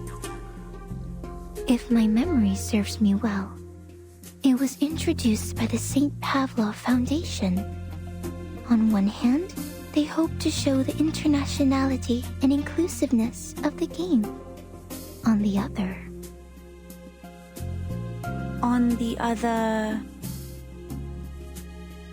Well, it took the place of fire race walking. I see. I read it somewhere before. At the beginning of the 20th century, after St. Pavlov Foundation took over the Uluru Games, some challenging and relatively dangerous sports were cancelled. This was also the turning point of the Uluru Games. From then on, the games declined in popularity, and fewer athletes came each year.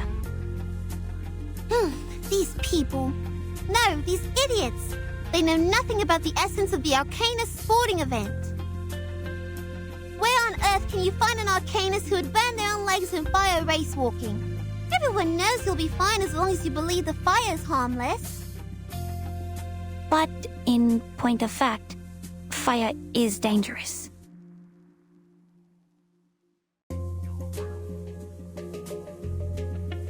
But think about it. It's unbelievable. Given your short fuse, I can't believe you just let them cancel your favorite event, Ulu. Short fuse? Yeah, you heard it right. She's got the hottest temper. Burns like a cell.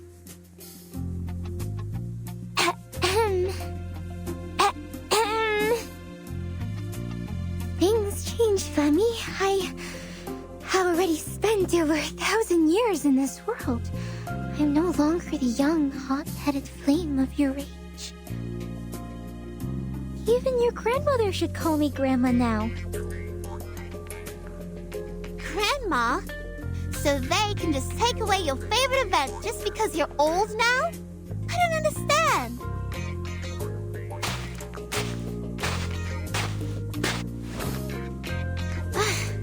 Anyway, Flemmy is back. It's time Arcanus took back the Uluru Games from the Foundation. Let's design a new list of events that fit real Arcanists. We'll start from fire race walking. There are woods here. Ulu can start some bonfires with them. Will the Foundation agree to this? They seem difficult to deal with. It's hard to take it over from the Foundation.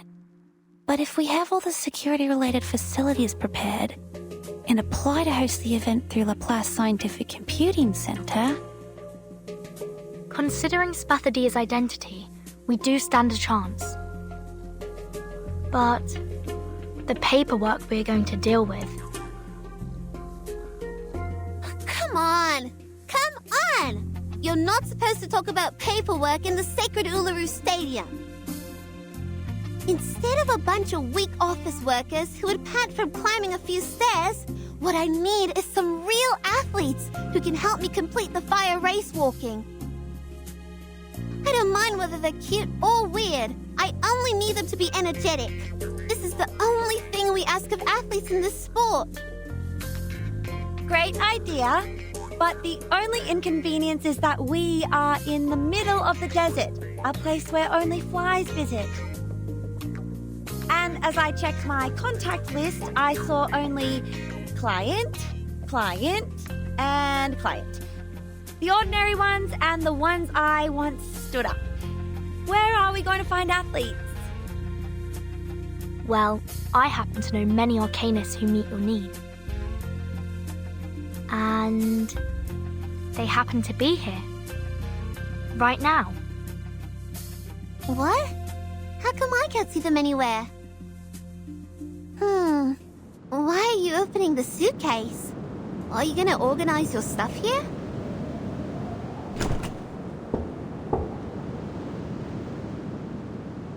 Anyone care to have some fresh air?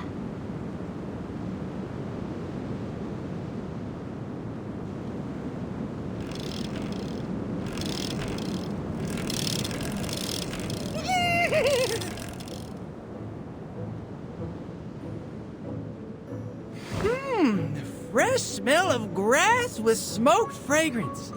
There is no doubt that it tastes better than gilded carrots. And look at this army of royal guards. They must be here to greet the great Starly Clatton. Royal Guard? What is he saying? No kidding.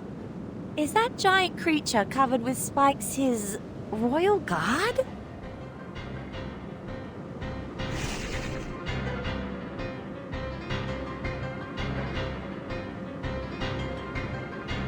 That's the Thorny Devils, the enormous creatures born in the burning sand of the stadium.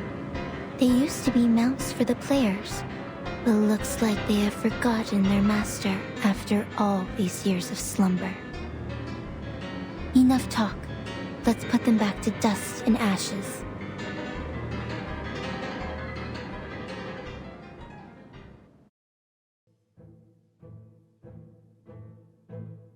Yes! Another great victory! And I dedicate this win to Miss Spathadia! And to Miss Desert Flannel.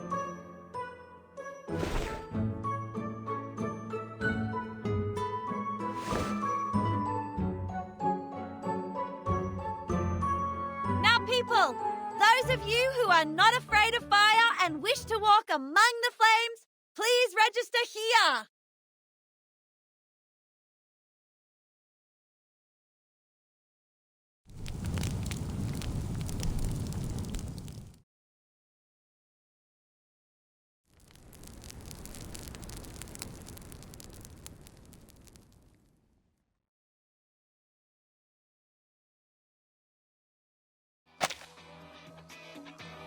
You're doing great! Faster! Higher!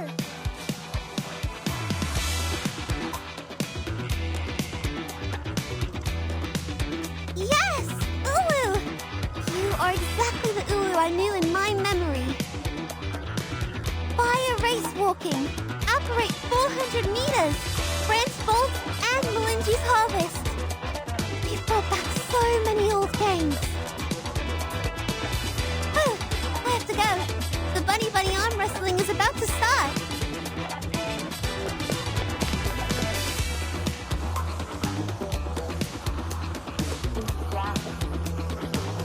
Wow. The people are having a good time here. They are sweaty, but also delighted. I've never seen anything like this in the class.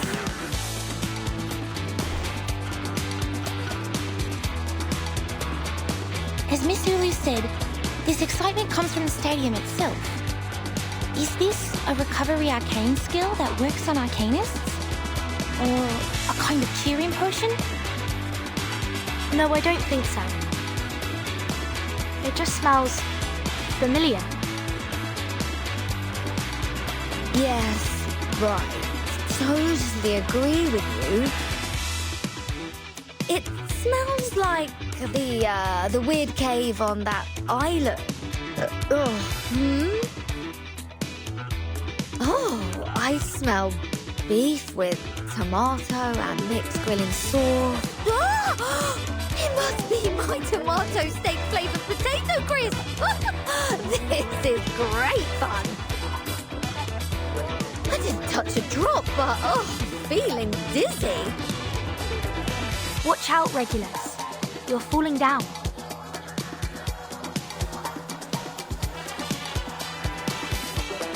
Oh, are you saying that a sports game can narcotize people too? I think Mr. Apple knows it better than me. Let me check where he is.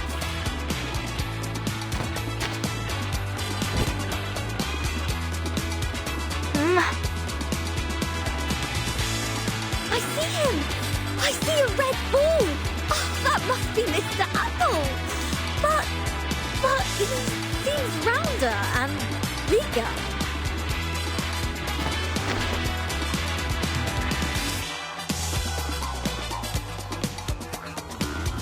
Hands up! And the victory goes to Miss Desert Flannel! Ha! I told ya! No one beats me at arm wrestling! I lost. You are so strong. The strongest I ever...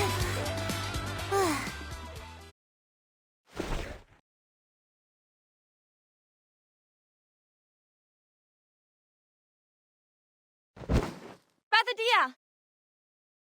You alright? Hey! Wake up! Go! Get me the wet towel!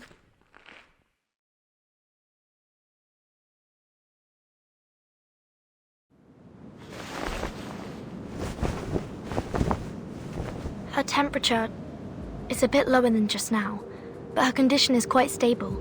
I guess it's not a reincarnator reaction, but something else.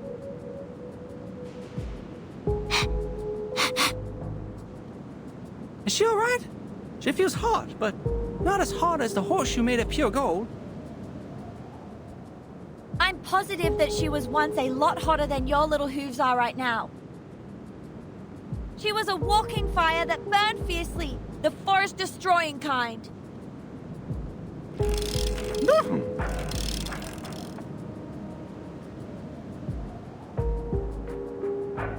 Please don't panic. I've not observed any signs of a flame in her eyes or mouth. She's not ablaze again. Miss Desert Flannel, Did she have any abnormalities before she passed out?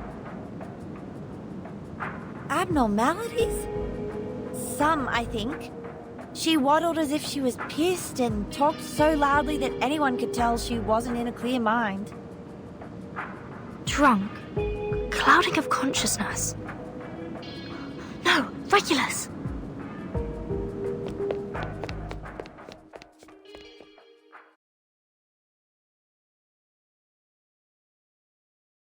You look like an apple-coloured giant rock, Mr. Apple. You're so big, and our ship is so small. I'm feeling so good and inspired.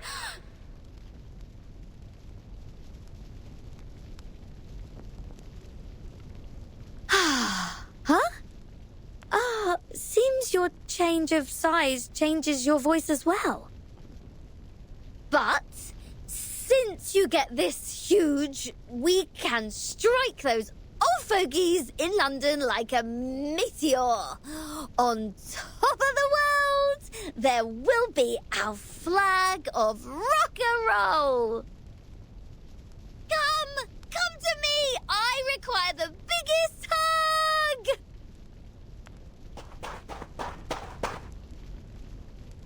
Regulus! Oh! It's hot! It's burning! It's burning my hands!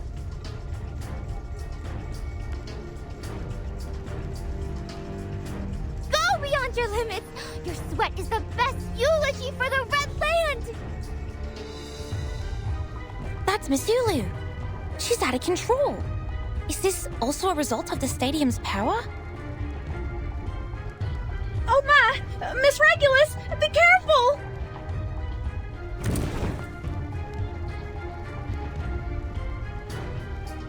Oh, I'm so tired. Let me take a nap. Regulus? Regulus! Oh dear, don't pass out now! I'm getting you out of here. Just a sec.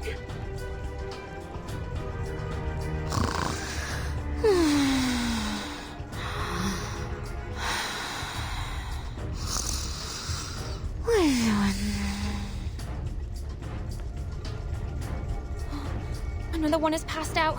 If we let it go on like this, every arcanist here would... Miss Verton, we have to leave at once.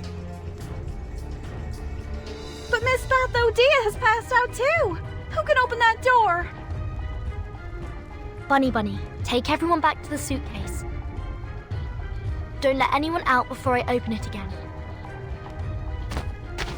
All right, got it. Oops, I got tripped by... Huh? Mr. Apple, why are you sleeping in the grass? Dolly is on it!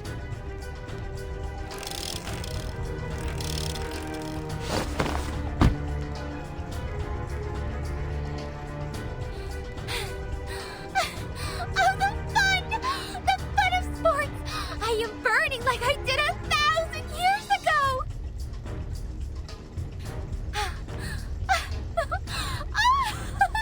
Let's dance, hand in hand, for the respectable sunshine and rain!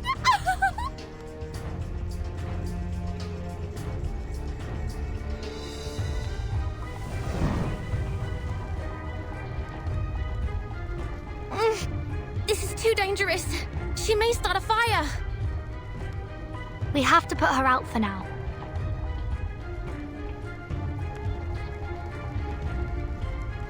The good news is, we are already a skilled fire brigade.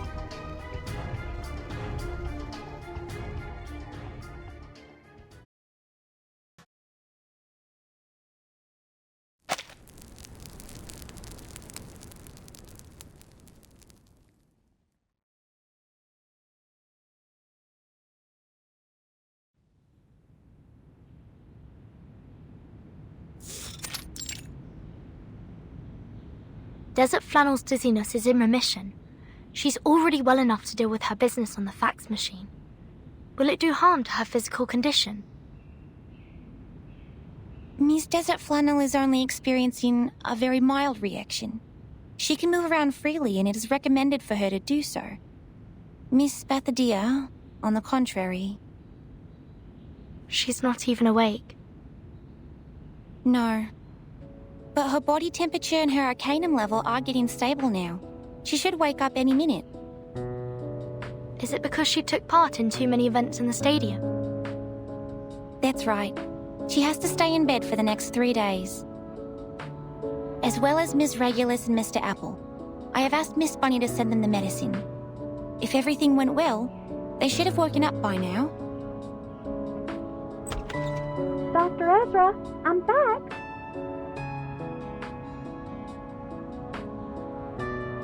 Both Mr. Apple and Miss Regulus are awake now, so I gave them some medicine. But Miss Ulu is still in a coma. Don't worry. Miss Ulu is different to the other unconscious arcanists. She was weakened by the long sleep, while the other arcanists lost consciousness because of external factors. Look, this is their physiological data in the last 3 hours.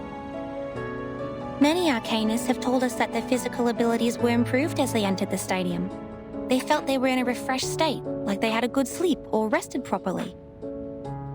But after they competed in 4 to 6 different games, or the average sporting time exceeded 3.5 hours, they would feel dizzy, as if they had consumed too much alcohol. And these symptoms were relieved soon after they left the stadium.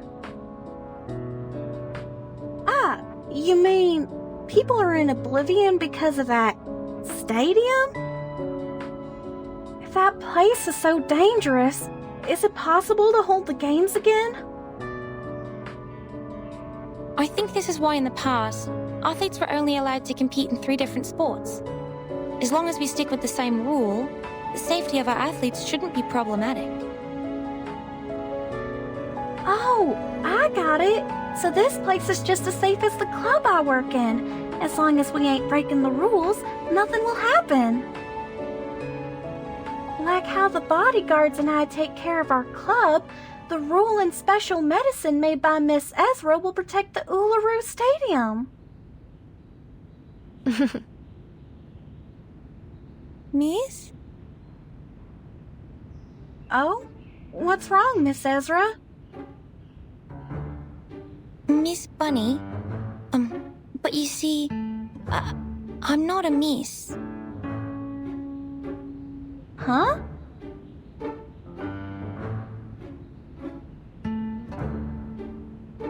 You were funny, Miss Ezra. Please stop teasing me. What else can you be except a lady? A gentleman? Ezra is indeed a he. Huh.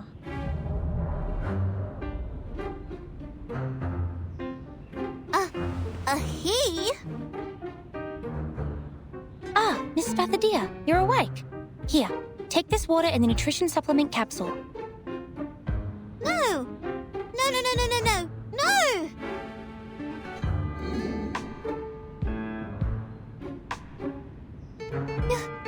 You're a boy? When did you turn into a boy? Yes, I'm a boy. I was a boy when I was born, and I have been that way since. What? Wait. What? Why did you lie to me? Why did you say you were a... Wait. You never said you were a girl. Wait, Miss Bathadia, please don't grab me so tightly.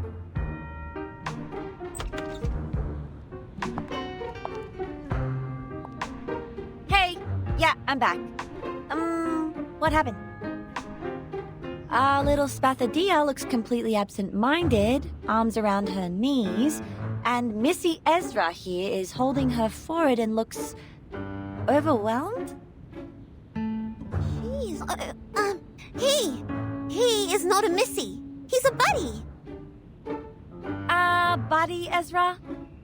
So what? Boy or girl, is that such a big deal?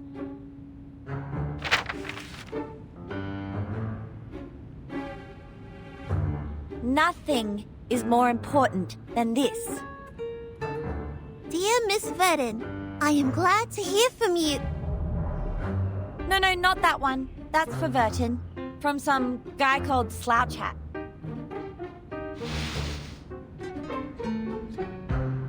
Oh, thank you. He's my contact in Australia. We've been writing letters these days. So, what am I supposed to look at then? This one? Large-scale event application form. Alice Springs government. This is that thing! Yes! We just need to go to the city hall, fill in the form, and submit it. Then we're ready to have our Uluru Games! What are we waiting for then? Let's hit the road!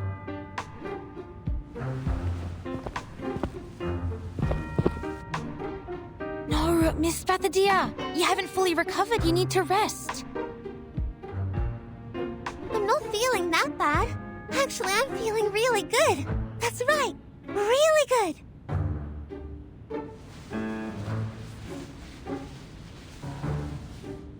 The city hall's not like a no man's land.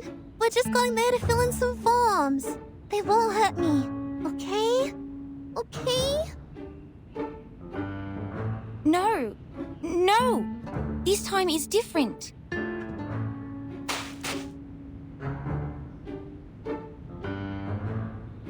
This is not like what happened before, Miss Bathadia. I'm your doctor, and I'm responsible for your health. I can't let you leave my sight. Your sight. Your sight. Got it!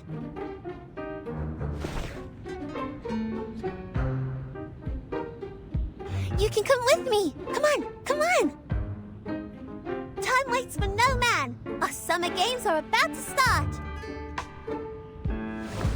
Wait, what?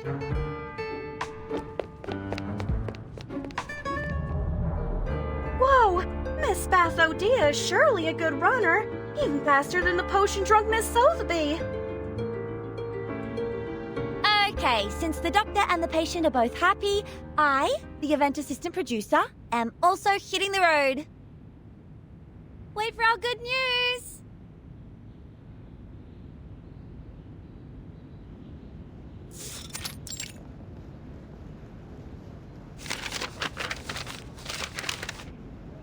What are these? And this? Look, I know English, but I don't understand any of the things written here. What is Northern Territory Event Security Law? Oh, and what is Type 3 Field Safety Certification? I think I'll just go with C here for event types. That's what looks closest to the Uluru Games since they're both two-word phrases. Maybe let's just go with that one. I always go with C when I have no idea what I'm reading.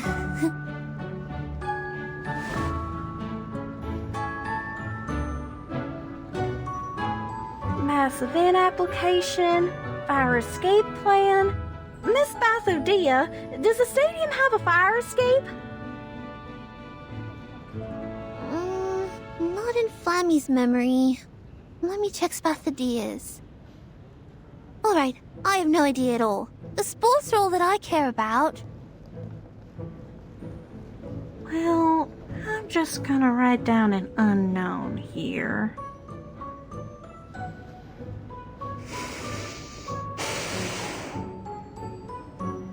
You... How are you, my grumpy little friend? Finally made up your mind to help?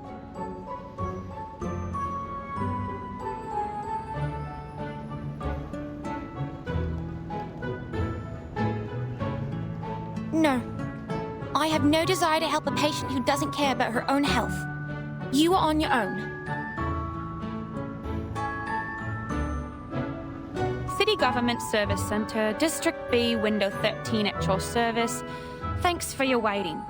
Your form will be examined... Oh, great. She stopped. What happened? It's not a good look. I've seen that look on Miss Judy's face. She's my math teacher. Whenever she puts on that face. Yes? It means none of your answers are correct. Uh-huh.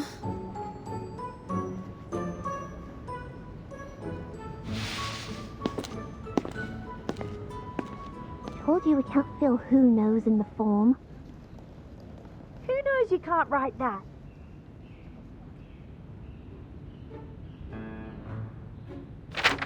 Please take this one. Yes, Miss Desert. I'm sorry. And you are... Hello. I am Spathadia, the director of the event. This counter is way too high. Should have let Desert Flannel talk to you. But she's feeling sick after reading the form. So, I have to do it instead. I will prepare a stool for you. Please stop jumping.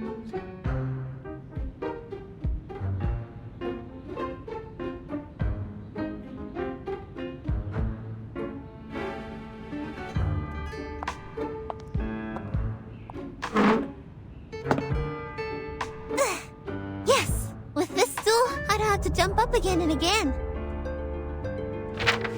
Here's the form we revised. Please check it.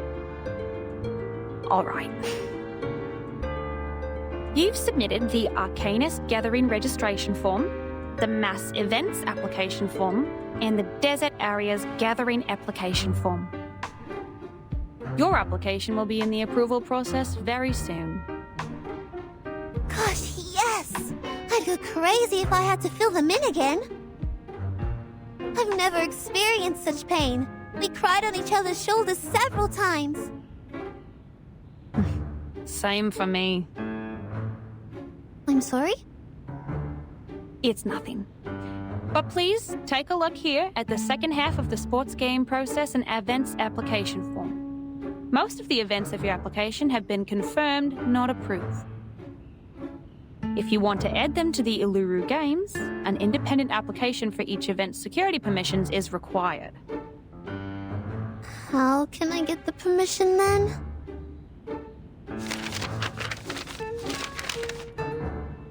You need to fill in these forms and take live photos for the events you want to apply for.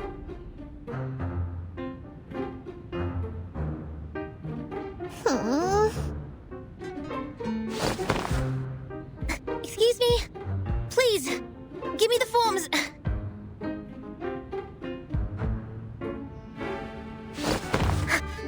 I'll take care of them. Let the girls leave and rest. Ezra!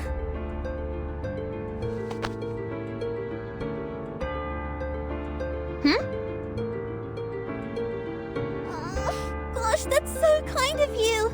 You are the kindest person of all the kind people I know. Thank you, Ezra.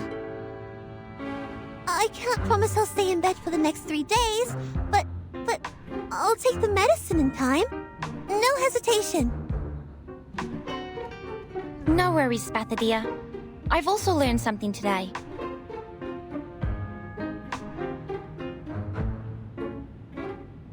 That is... It pains me more to see people suffer than to endure my own suffering. I'd prefer to give them a hand. Please, leave the paperwork to me. I can jump to reach the counter. Stool. Take another stool over there. Ah, yes. Jumping for too long would cause irreversible damage to my meniscus. Thank you so much.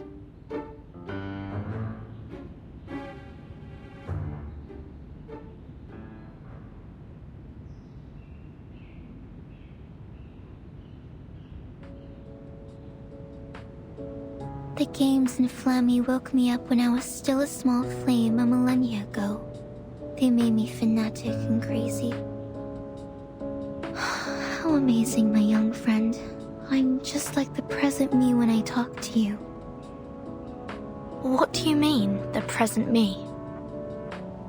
An old flame that has been burning for over 1,000 years. You are smart, and your ideas are fun. I've been paying attention to you when I was still a small flame. Looks like you have a lot of expectations for the Uluru Games. Sometimes it feels like you care about the games even more than Flammy does. I do have hopes for it. My wish to revive the games is stronger than Ezra's, and my expectations for it are higher than Spathadia's. After all, we're in a different age now, which means we can achieve much more than a sports game. But to be honest, I'm impressed by Miss Spathadia's energy and passion for all these. She's... Huh? Who are those people by her side?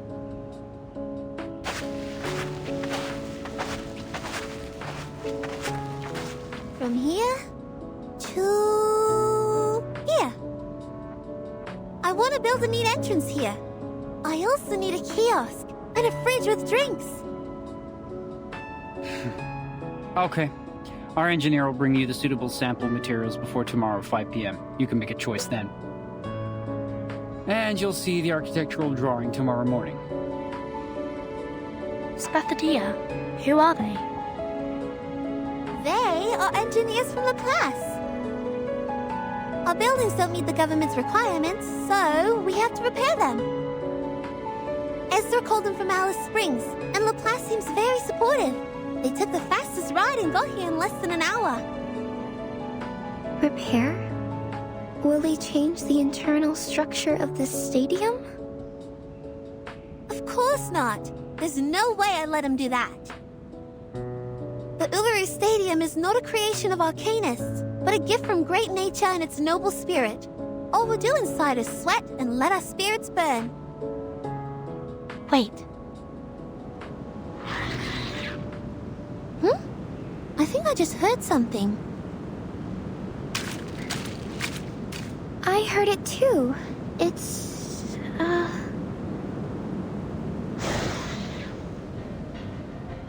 The bunyips! And those thorny devils. They must have snuck out from the stadium. Darn those tabloids. We're at the center of the storm now. These things just won't let us go. Like some cockroaches attracted to an open jar of jam. There are scraps of paper sticking to the corner of their mouths. Is that... newspaper? Mayhem. Revival squad of the Uluru Games in City Hall with Bunny Girl? Mental breakdown of receptionist exclusive on Australian Necker? Gosh, children! What have you done out there?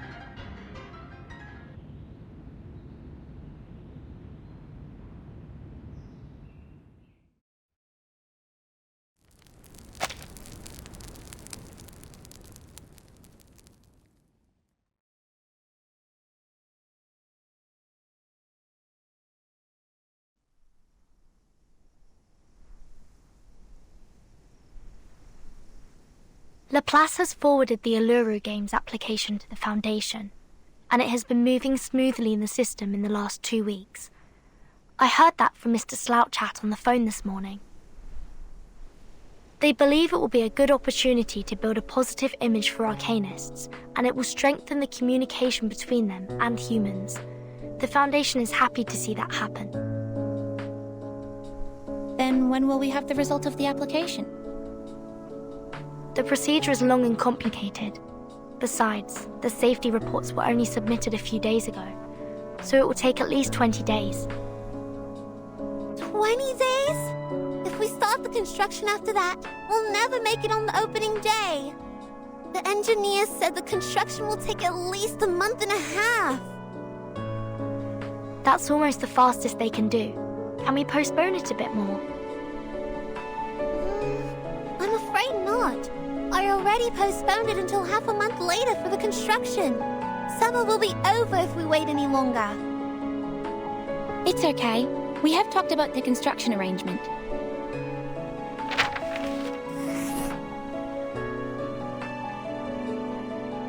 We may start the renovation ourselves and move on to other things when we have more people to help. As I demonstrated here, if we plan it properly, we may be able to finish the construction in a month. By then, we can start the event as Miss Bathadia first planned. Gosh, I already checked the schedule 100 times. How did you manage to cut down 15 days from nowhere? This is unbelievable.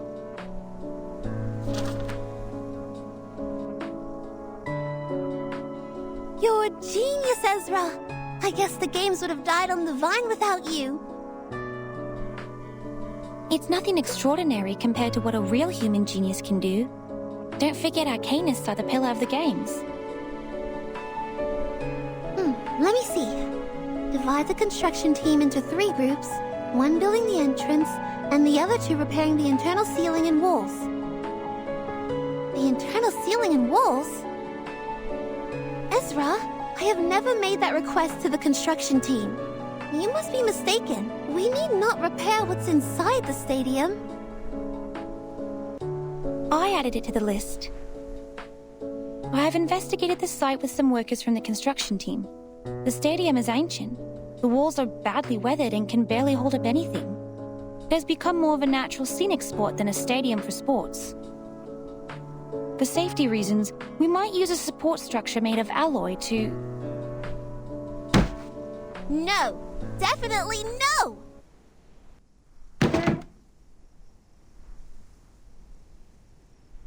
This is the Uluru Stadium we're talking about, not some office building on the street. I will not let you in. I wouldn't have left the gate open if you told me your plan earlier. But what about the audience, Miss Bathadia? How are we going to look after their safety? If one of the walls or the ceiling collapses, how can they escape? Nothing like that has happened before. Not even one case in the past hundreds of years. Nothing stays the same forever. We have to foresee the danger before it is too late. They can run away from the danger themselves. Excuse me. You already figured it out, right? The stadium can get rid of fatigue from Arcanists and adjust their conditions and arcane abilities to their best. Even if accidents really happened, they can protect themselves. The prophets and diviners will also warn the others. We never needed metal bars above our heads to protect us. What about the human audiences? They have no superpower, nor super senses. They can't fly a broom or teleport themselves. They can't even get themselves out of a packed room. In your plan, how are you going to ensure their safety? Humans? What are they doing in the stadium?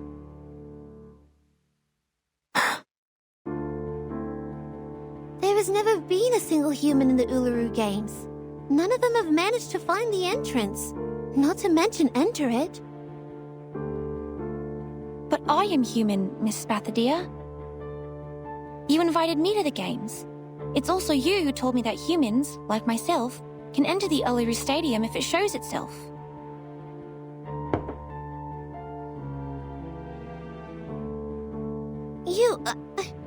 I thought you were different. You showed concern about Arcanists and you helped us a lot. You're a kind human. But I'm not special. I'm no greater than any other humans. I don't deserve to be treated differently. I'm just one of the majority, an ordinary human. If I can be accepted by the stadium, so can other humans.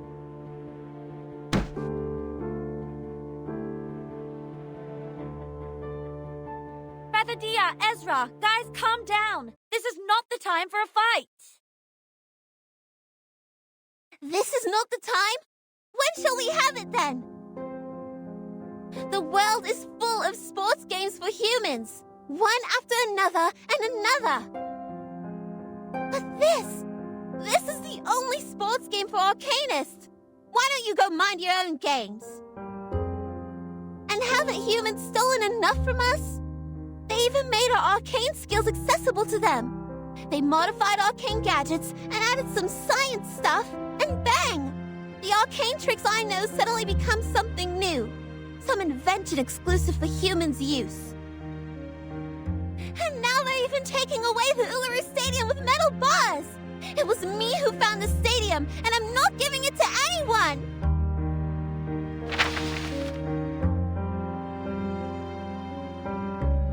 Taking away? No, I have never thought of taking anything away from you, Miss Spatha, dear. I was just trying to help. Like most of the Laplace researchers. We spend most of our time in the lab. We read, we study day and night. We weren't doing it to make humans noble, not for arcanists. Those products and achievements, they are the fruit of the combination of arcanum and science. They were made to make everyone's life better.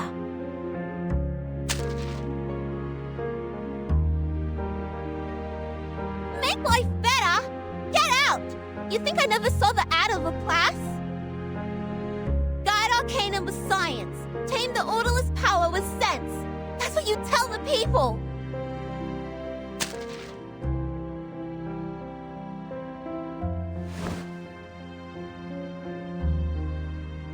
Sense will guide sentiments, so as to prevent the latter from destroying itself in the flames.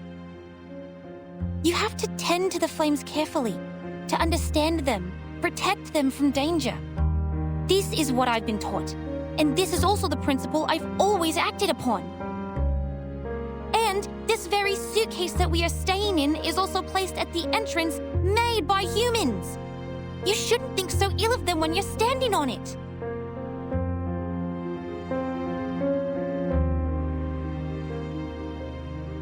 We were only trying to help. That's all.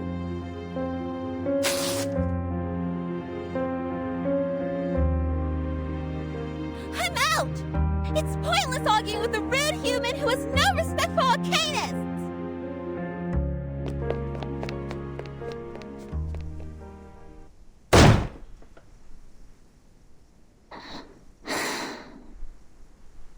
Sorry. I will go back to my room now.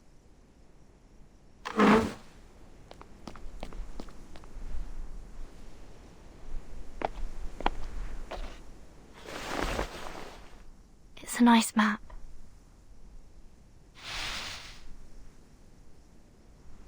It shouldn't be left in halves. What do you think? I don't like the idea of giving up. And I have never messed up a job once I took it.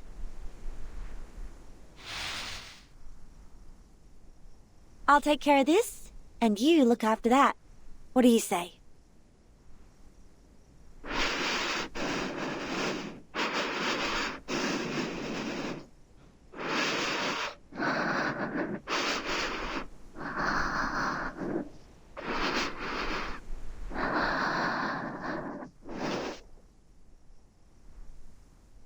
Ulu, are you alright? I'm fine. I just feel a bit dizzy. My head has been feeling heavy since the battle against the bunyips, and sometimes even my body feels itchy. I think I'll be fine after I fully recover. Leave this half to me. I'll talk to her. Thanks, Ulu. I'll request another raise of your accelerants from Laplace. Desert Flannel, you take care of Ezra. I'll follow the progress of the Foundation's examination. Let's move, friends.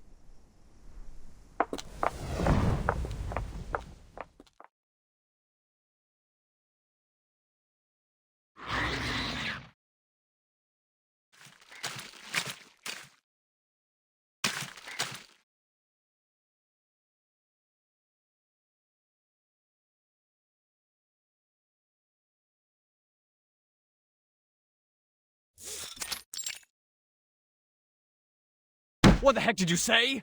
What do you mean, no other progress? Progress of the Uluru Stadium renovation? Who the heck will buy our newspaper for this piece of shit?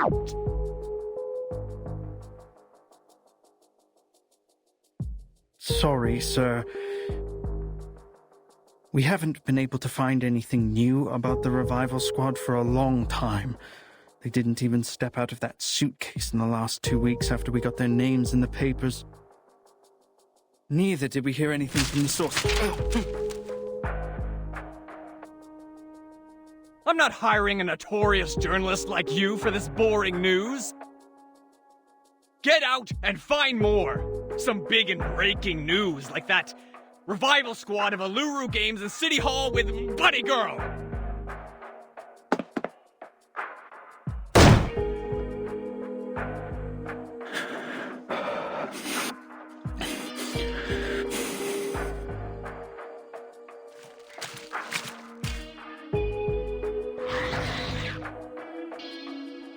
It's you. Good timing.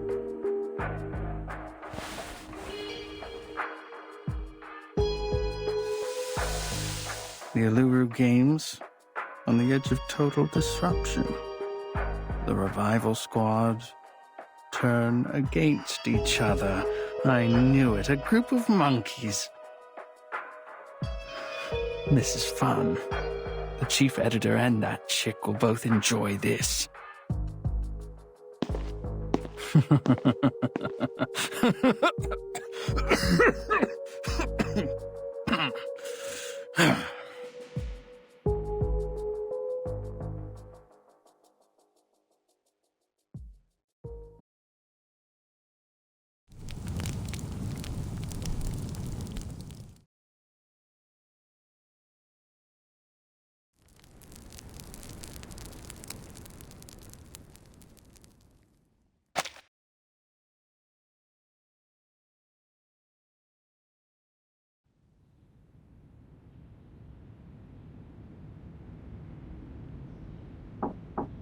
Hi, it's Vertin.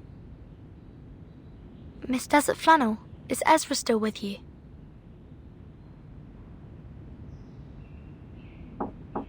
Miss Desert Flannel? Spathadia has decided to supervise the construction herself, and Ulu is now with her at the site. I'm wondering how you are doing with Ezra. No response. Are they... Not in the room, I knew it.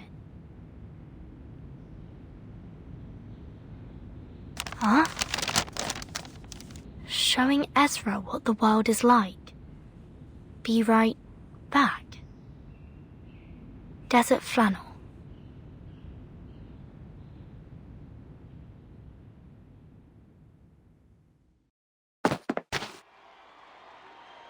Watch your feet and your head.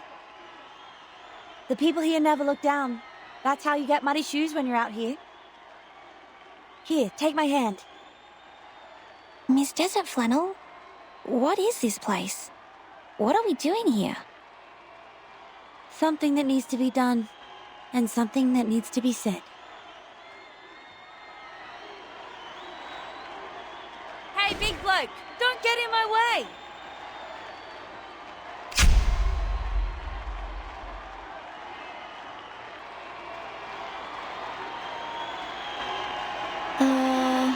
This is... the warm-up of the rugby game. It's not a formal game, but the audience's enthusiasm is burning. I mean, it's hard to get a ticket. But I'm Desert Flannel, and I know people on the streets, even when we're outside Melbourne. Sorry, I've never watched any games, and I don't know the rules of rugby. I don't think I will understand any of this. Do you mind? No, I'm cool with that. Because the game is not what we're after. You see that guy over there? That's Tom, a shining new star in the NRL. The best fullback they've ever had. He's from the Melbourne Sailcar Club. They have a seagull as their club's mascot with a fish and a chip in its mouth. Yes. Okay. And that bloke over there, that's Kip Carl of the Hobart Blue Lake. He's the kind of player who knows how to really tackle. They call him the Unbreakable K. And lastly, I want you to look at that smaller guy. That's Russell. Doesn't look tough, does he? But he is the slippery Jerboa because, man, He is fast when he gets the ball. But what is this to do with us? I still don't understand. Ezra, guess how many of them are Arcanists? Nice one! Nice one! Russell made it again! Excellent interception! The key score, now that you're as slippery as butter, run for it, Russell! Victory is going to Shepperton Building!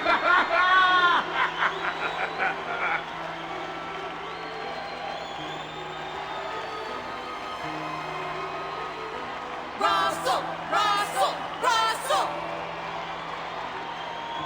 Russell! Russell! Russell! Russell!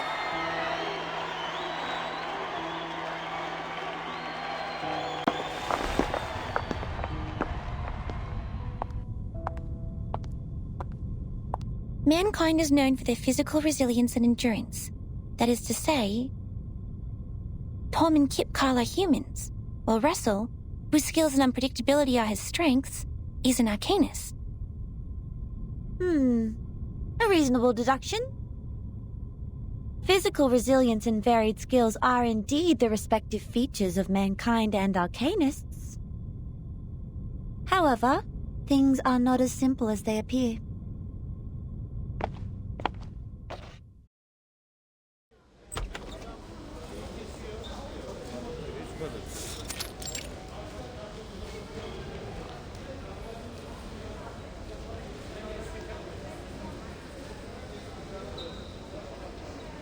In fact, all of them are Arcanists. Give me that thing. Here. Be careful. Don't overdose. Painkillers are addictive, you know. And the newspaper's gonna interview you, champions, so don't get high in front of the camera. Hey, listen.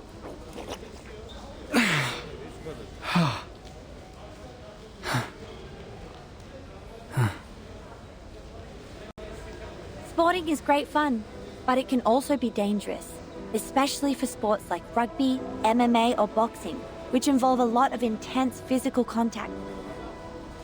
And the Arcanists who are good at healing will naturally become the best athletes of all. 15 minutes. That's all they take. Most of the arcane treatments take only 15 minutes to heal the patient. And before that happens, the athletes would just take painkillers to help themselves get through the game. And after the 15 minutes, they are refreshed and healthy, like those athlete dolls you find in the souvenir store. They can slide, impact like a maniac, and don't have to worry about missing any important sporting sessions if injured. This is an advantage? That's right. An unbelievable advantage. But are they really as good as they look? Their glory comes with a price. Ligament damage and the irreversible tears keep recurring. But there is still an elephant in the room. It paces around, making noises which are unfit for the place. Like this conversation we're having in the locker room. But on the sports field, where blood boils, power and strength are the only things that matter. Nobody has the time to stop and ask what we're doing here, just like they don't have the time to notice the elephant. 10 years ago, Margaret of Broken Hill was invincible on the court. In August last year, she died on the last day of winter. Did she die of recurrent injuries? It's very likely that Arcanist athletes who repeatedly get injured and heal themselves would get hurt on the same body part in the future. The body will become fragile. They might even twist their ankle from walking. Sometimes even break a bone or two. No, she died from an overdose. She needed a horrific amount of painkillers to ease her pain. So much that her body was overwhelmed. This is cruel. We have to report this to the Foundation and solve it once and for all. The athletes could have played in a safer way if given help.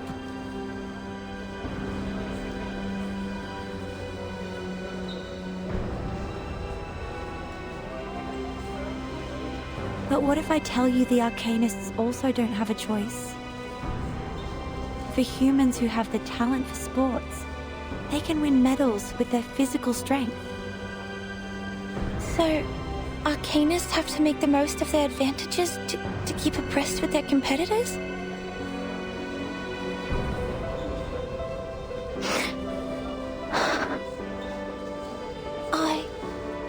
I had no idea. I'm sorry, truly.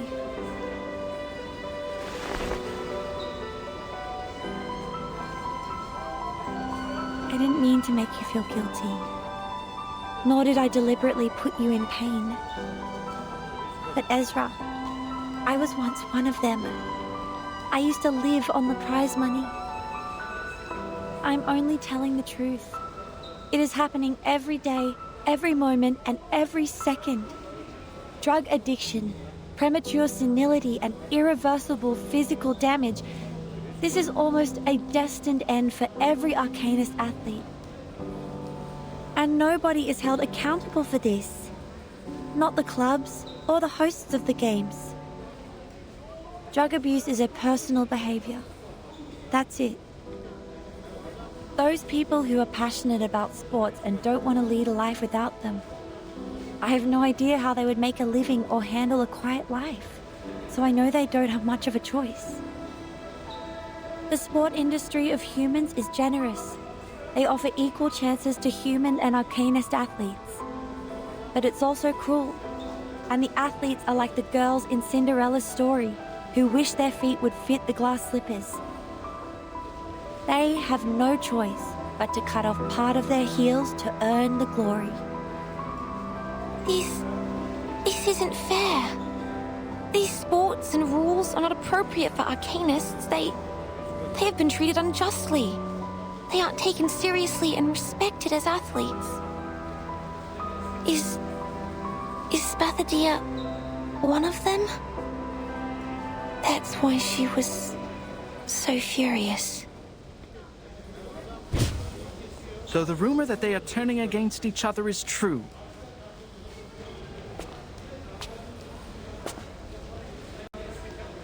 Camera, this way. This is the human representative of the event. You were that paparazzi. This is not how a polite kid would address others, Mr. Ezra. I am just a concerned journalist who ran into you while reporting a rugby game. Watch your mouth, mister. This is harassment.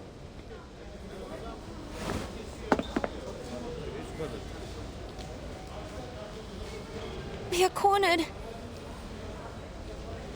Then we will break his camera and let him know the price of being a long-tongued liar.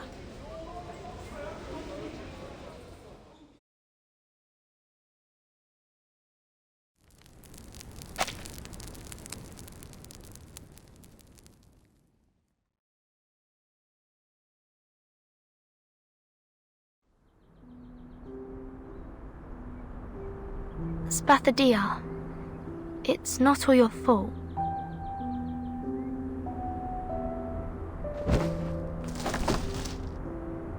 No, you don't have to be nice. I'm not capable of the job. I should have known when I couldn't even fill in some forms correctly. I don't know how to supervise the construction team. They all left and my schedule's in a mess now. I'm hasty and careless. I actually lost my temper with the people who tried to help me. And I also did that to Ezra.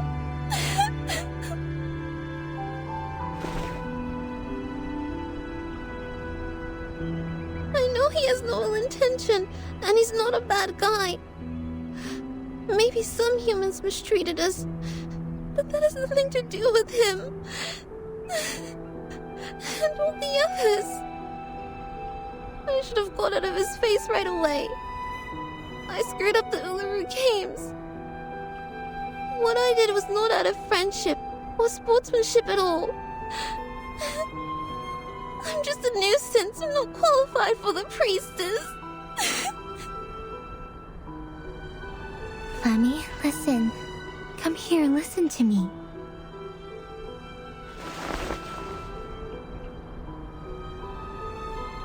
Everyone makes mistakes. That's what your mom told you when I was still asleep, remember?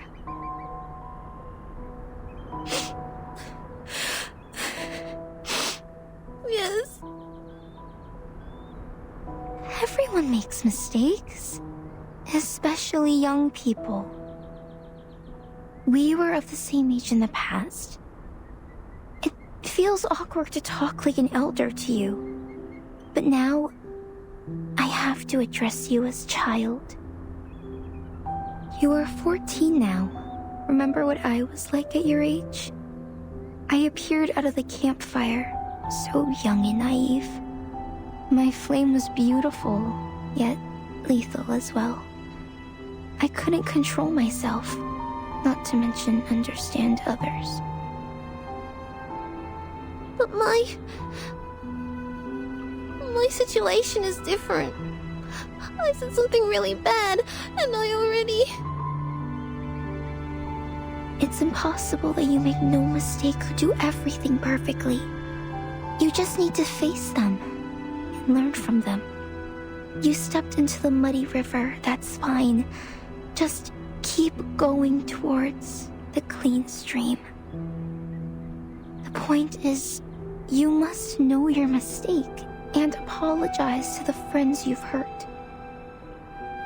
You still have room for improvement and the opportunity to avoid the lasting regret.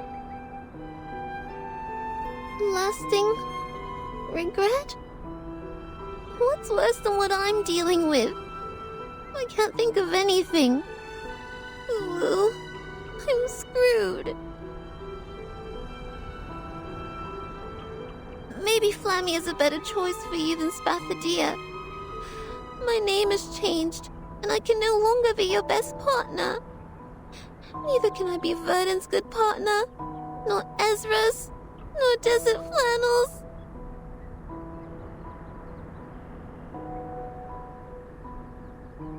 This is my second life, but I still feel like an idiot.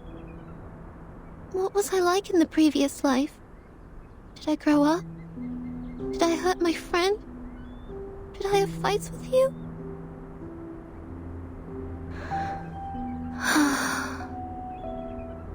Remember our fight, Flammy? Yes. We were arguing who contributed the most to the first games. What a trifle. That's right. We had a huge fight over this trifle. We never meant to win the fight. All we wanted was recognition and love.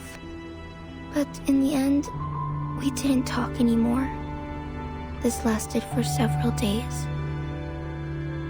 Then I tried to find you to make it up. Make it up? I don't remember that at all. Because I didn't make it. You were in the distance when I found you. The next second, you were attacked by a toxic red snake ambushing from the bush. Its venom made you pass out within seconds. The witch doctor stayed by your bed for 3 days before they sent you to the grave. I didn't even have the chance to apologize.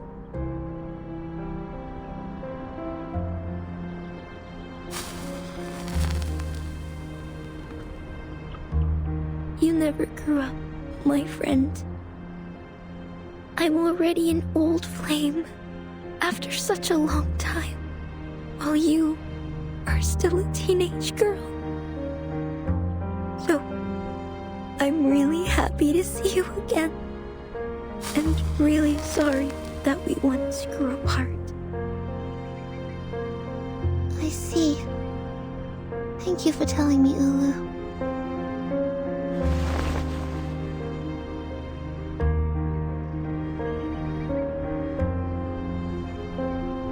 find my heart, dear friend. We once burned together as a whole. No one knows my heartbeat better than you do. I will grow up as you wish. I will find Ezra and make it up to him.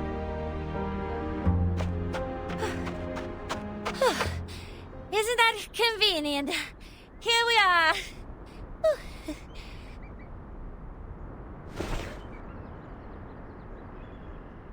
Desert Flannel, Ezra, what's the hurry?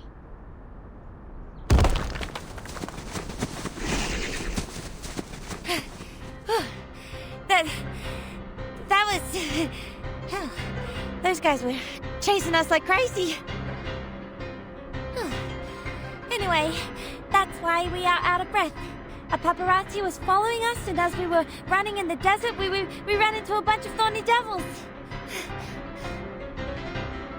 I see. We'll deal with this problem before we talk. Give me 5 minutes. They will no longer be a problem for us.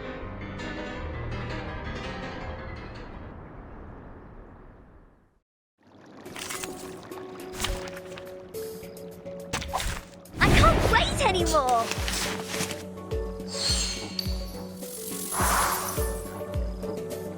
It could be found. It could be found. Intersect and divide. Are you a rational number? Time to check my calculation.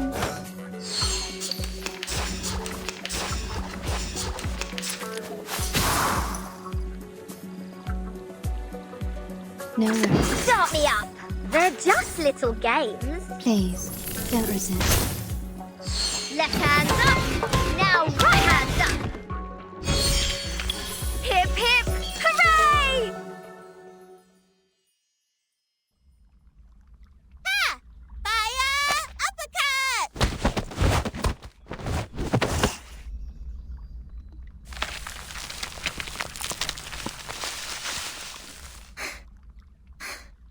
Yes!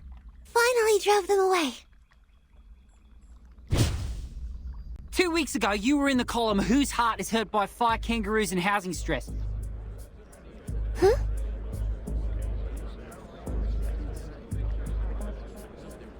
Would you care to make a statement? That was just an accident, not a misconduct. The fire goes out of control very easily, as it's fire after all. Young people. Besides, you and your fellow team members were seen chasing after a metal UFO on the back of a wooden horse. Rumor also has it that an alien power is behind the revival of the Uluru Games, and the very power has also controlled your mind. Would you run a checkup to clarify? What do you mean? Mr. Alien T is good and kind. He has never had any ill thoughts. Ah, Mr. Alien T, is that the name?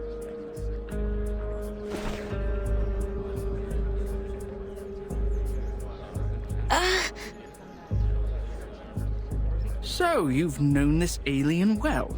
Are you involved in the evil plans of taking over Earth? Are you an evil scientist?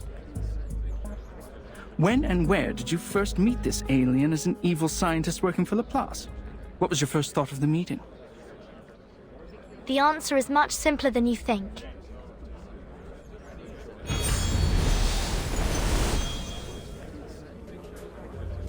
Mr. Alien T and I met in a very simple way. It was in the office of a Foundation branch, New Mexico, USA. My first thought, well, there's a UFO here. Vernon, you're back! Huh? What's that thing beside you? Greetings, Miss Bathania. I've heard about the legendary story of yours. He's a hat, as well as a helping hand. And greetings to everyone. I'm Slouch Hat. Go, go!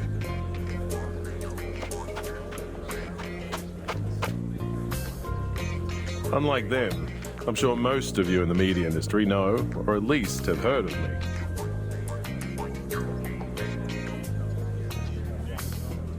I'm a member of the Northern Australia Rangers, also the spokesman of the St. Pavlov Foundation Australia branch. These days, the reopening of the Uluru Games has attracted much focus, and speculations have reached such a pitch that we have to respond. Here, I will answer your questions about the Uluru Games. Starting from you, the ardent Mr. Makawar.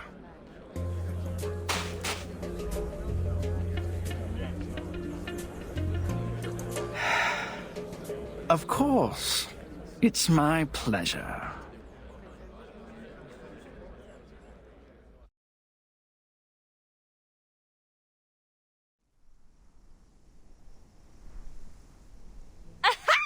Did you see Mako's face? Oh, it made my day. I feel happy, contented, overjoyed. Now that we have the Foundation's people on our side, he can off for good. You know him well. He's our enemy, Vadim. He's your enemy? Mind what you're saying. We are not enemies. I don't even know him. You don't even know him? And he's not your enemy. I don't quite get your relationship. Things can be complicated between men and women nowadays. You're still too young to understand it. Don't worry, you will get it at my age. So it's a kind of experience one must grow old enough to learn. The current life expectancy is 50 to 75 years. I don't think I will ever reach your age. No. Don't put it like that. You're confusing the kids.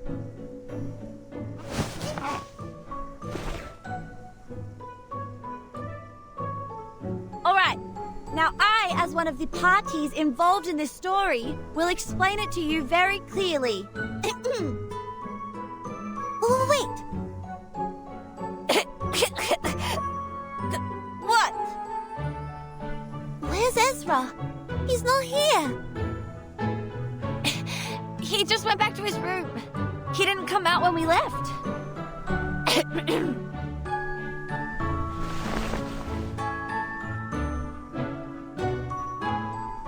Are you going to talk to him first, or will you stay for my little anecdote?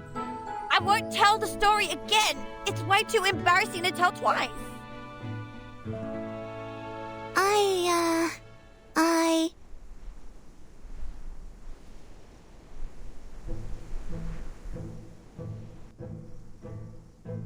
I'll listen to your story first, and then I'll go talk to him right away.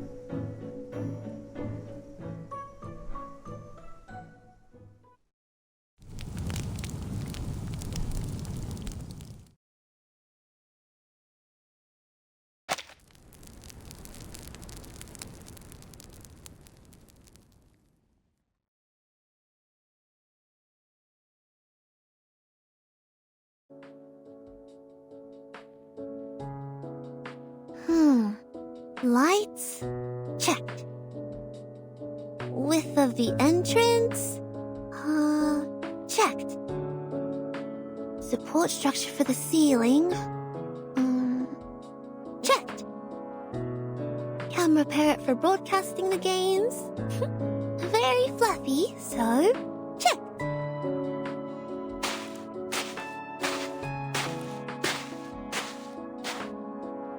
Spare torch for the Uluru Flame, obstacles for steeplechase, tenacity of the branches and temperature of the red cloth.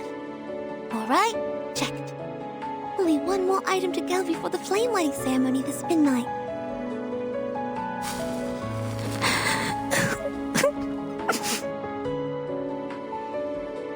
The Uluru Flame.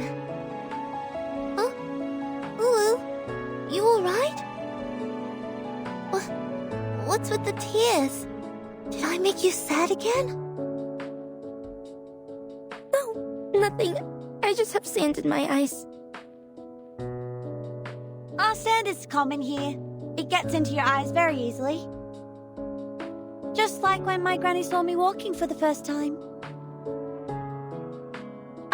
Young lady, you should have preserved the dignity of this old flame. You burned me! Ulu burning hot and energetic. Checked.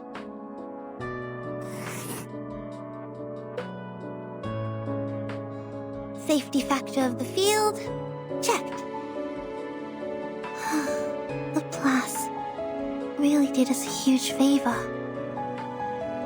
Shame I haven't had the time to talk to Ezra since we had that fight. We were both busy, and when we met, it was... What? You haven't talked about it? But I didn't feel anything wrong between you two. We did make up, that's for sure. But we never really talked about the fight. It's like you break your knee and just cover the wound up with trousers, as if it had never been there. You may feel fine when you jump and run, but it hurts whenever you sit down for a break.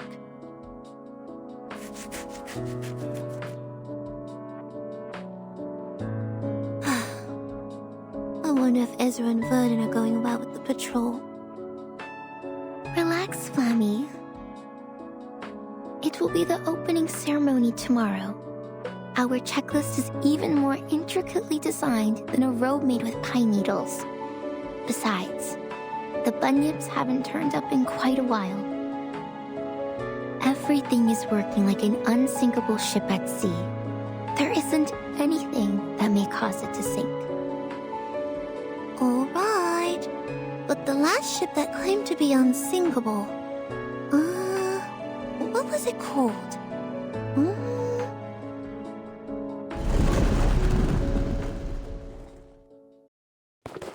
Oh, I got it! We have an emergency! It's called the Titanic!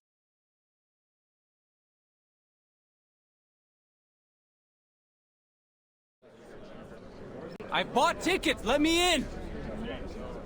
I came all the way here just for the Uluru Games, because you said that it is open to all for the first time! Everyone, please be patient.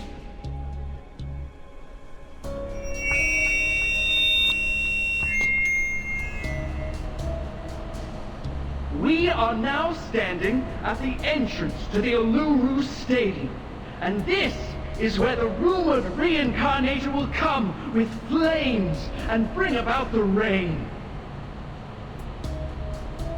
The rain will comfort the thirsty travelers and soothe their dry heels. I guarantee you, as the ambassador of the games, that no matter what your lineage is, you are welcome here as long as you have a ticket. All you need to do is wait patiently and with sincerity. Sincerity? We followed the guide and circled around the desert for a whole day. We need water and food. Some kids have become dehydrated. Yes! We need water! We need to get into the Uluru Stadium! You've promised us! We need water! We need to get into the Uluru Stadium! We need water! We need to get in the Uluru Stadium! That's right. Yes, that's right. Revival Squad, I'm sure you will enjoy this gift from me. We need water! We need to get to the Uluru Stadium! We need water! We need to get to the Uluru Stadium!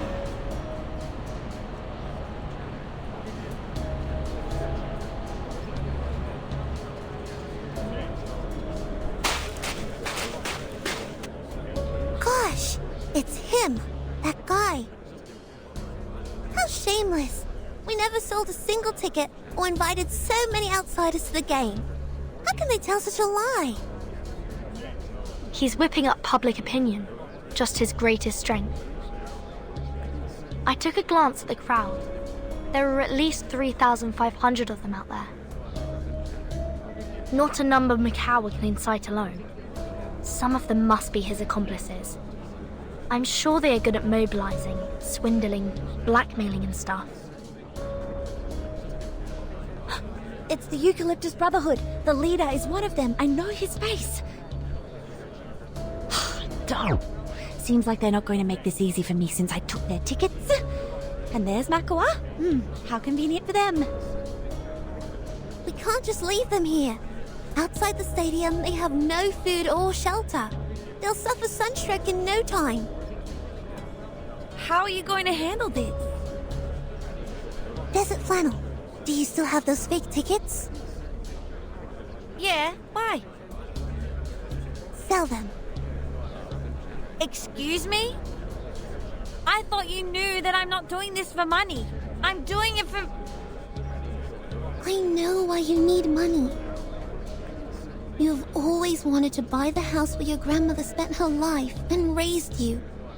It's important to you, just like the Uluru Games to me and Ulu.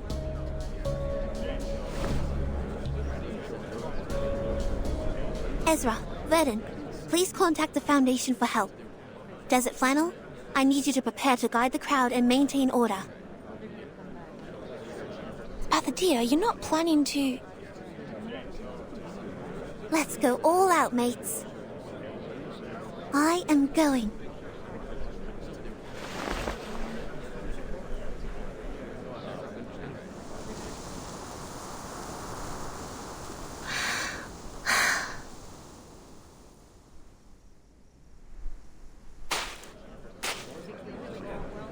Everyone, your attention, please.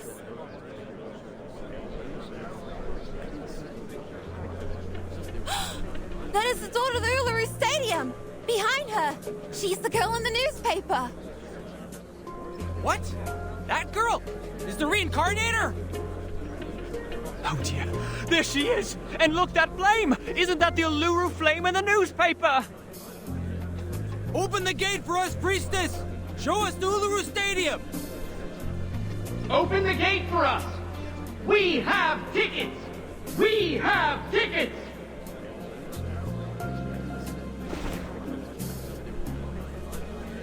Open the gate for us! We have tickets! We have tickets!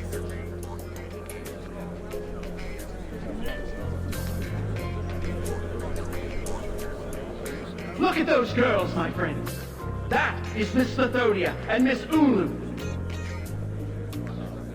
The newspapers have been praising them for facilitating the union of mankind and the Arcanists, bringing back the true spirit of sporting events and calling them the pioneer peacemakers. In the name of the Uluru Flame, I swear it's not a lie. Of course, of course. You are not lying. You never lie. No lies have been spoken. Every word was true. A junior student from Melbourne, an old soul, a reincarnator. What's her attitude and what will she do? Please, find out with me!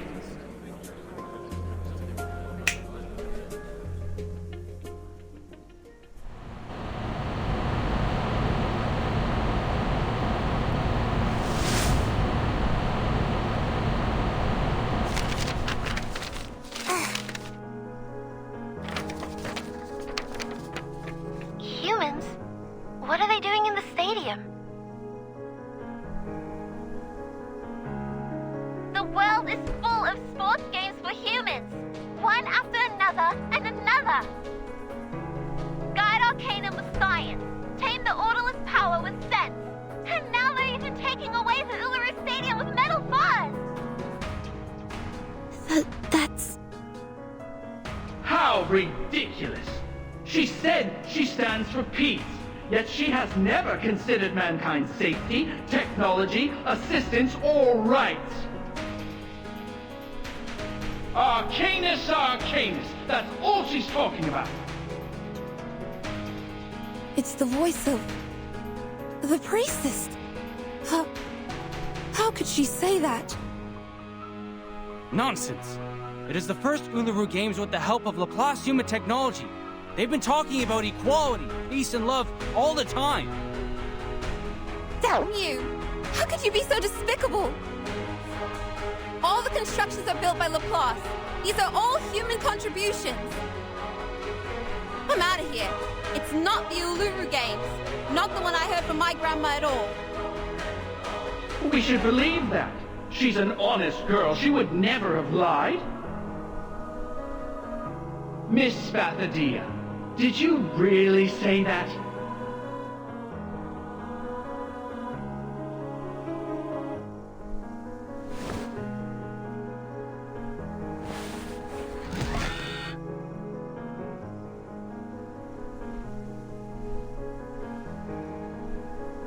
Flammy, confront it.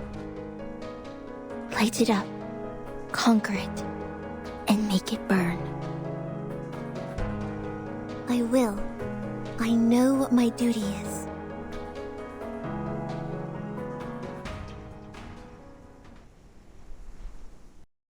You were right, Mr. McElroy. I did say that. I take responsibility for every word heard in that photo. But people, listen to me!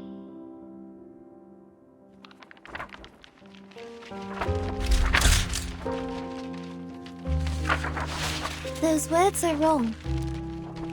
So am I. I am a fool, an idiot, the stinkiest rotten egg in the kitchen. I've seen countless humans on my way here, from Melbourne to Alice Springs, and then Uluru. I've met the construction team from Laplace, the receptionist at City Hall, considerate doctors, and my first human friend. My good friend. In the past, I saw humans as the other kind. I thought they were unreasonable, cruel people who deceive others with bureaucratic jargon. But now, when I think of humans, I am reminded of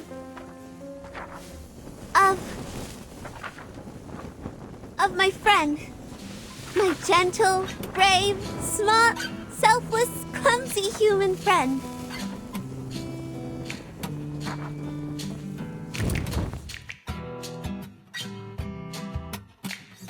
What are you going to... Confront it, light it up, conquer it, and make it burn for you.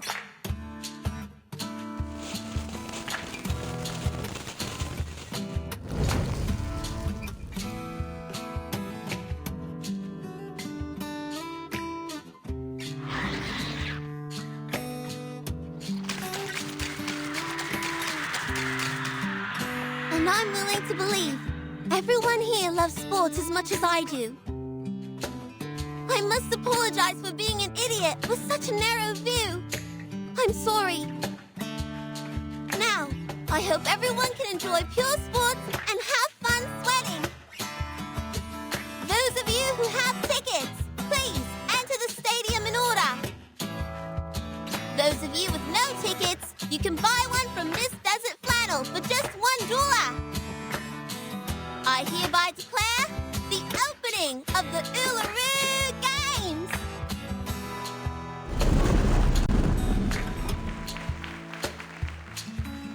Everyone is welcome! Damn it! How come? The source has confirmed the rift between them. Run. If I'm fast enough, there's still a chance.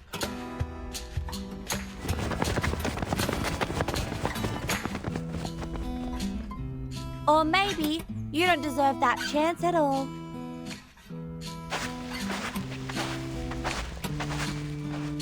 We've got a helping hand. More than one hand. Aha! This is what we call the hammer of justice. Take that, you little long-tongued pig! I will pull your tongue out through one of your eye sockets. You should have known better than to mess with me.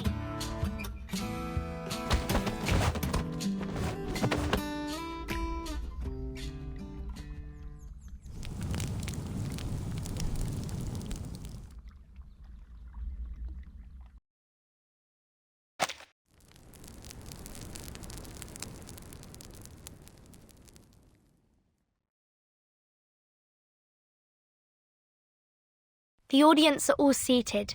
No stampede or jostle, not to mention injury. All the human athletes have registered, and their mixed sporting events with the Arcanist athletes have been properly planned and are ready to start in 3 days. I'm done. I can't even move a finger right now.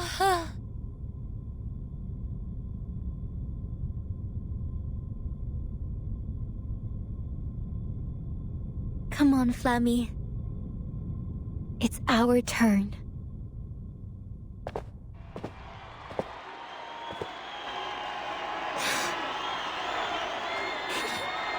Together we walk on this glorious path together, Ulu. Run. Get yourself running, child. Light up the Uluru torch, as you have promised. As I have promised.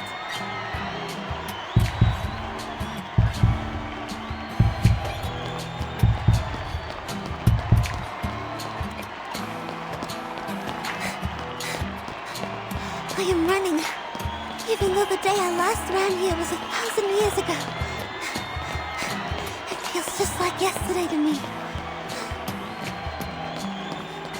I ran across the long track, stepping on the burning red soil. I am sweating, like a sparkling star. I am going to the top of the stadium to light up the torch. Ula? Ula! Have I grown up as you wish? Am I new and different now?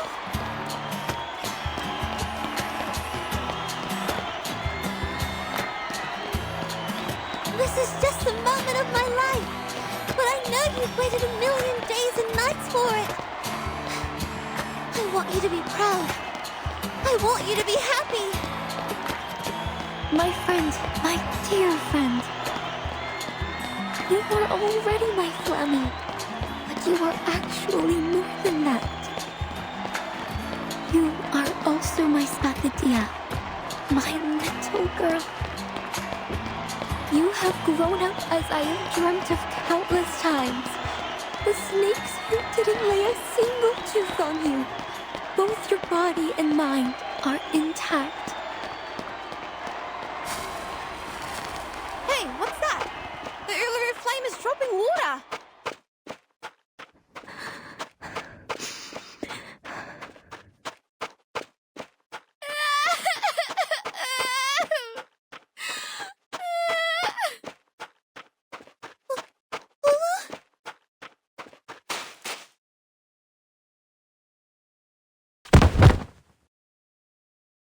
Flame! The Uluru flame, it's...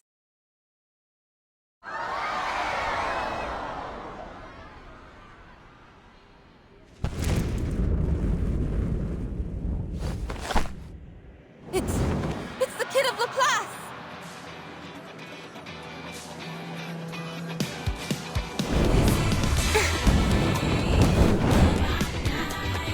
We are here together, time is now or never. In unity we find a way. Now go together, screaming on the sidelines. Flame! The Uluru flame is lit up again! In unity we find a way. Outside of the madness, We did it! The opening ceremony took place just as we planned. Yes, yes! We made it! Thank you, Ezra!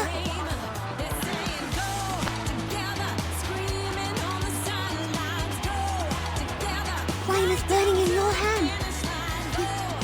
You share the same thought, don't you? It wouldn't have burned on you if you weren't wishing for the game sincerely.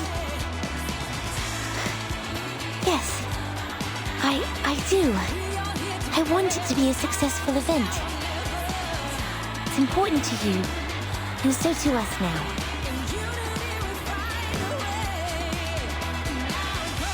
Mankind and Arcanists who are here with us or following the event through radio, TV, or internet. I invite you to witness the blazing of the Uluru torch. She is Ulu, the noble spirit of peace, hard work, and competition. In the past thousands of years, the holy fire has been to the highest mountain and touched the rocks in the deepest sea, taking the peace and all other noble qualities to every corner of this world. It was also brought out of this world, into space by rockets, and traveled among the stars. From ships to spaceships, from one hand to another, it has journeyed far. And now, for the first time, the torch to be lit has come to the flames. The flame is burning in the joint hands of human and Arcanus. We hereby swear we shall forget the hatred, conflict, turbulence, and chaos of the past. We shall run in the name of swordsmanship. We shall walk in the original form of men. We shall compete against each other, not for victory, but for participation.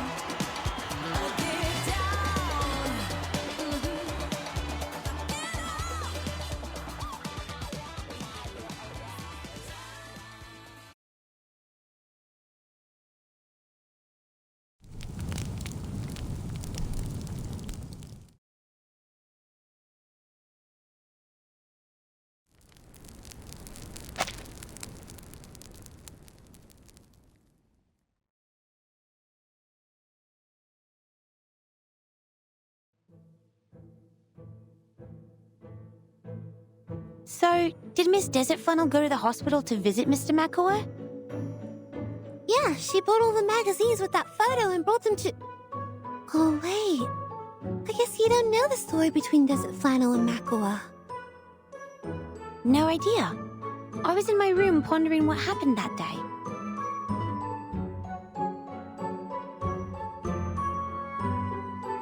Don't look at me like that. I've told you I'll never repeat that story again. Okay. I guess it doesn't matter if I never had the chance of hearing it. It's just a story.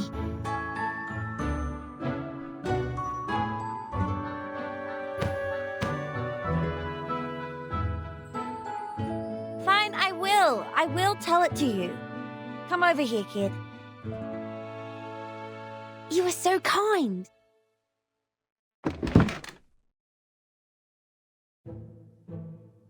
You must all know that I have many jobs. These part-time jobs eat away most of my time, but the clients who gave me these jobs never let me go home empty-handed. If you were me, you'd know that if you are willing enough to take as many jobs as possible, you'd meet some strange clients.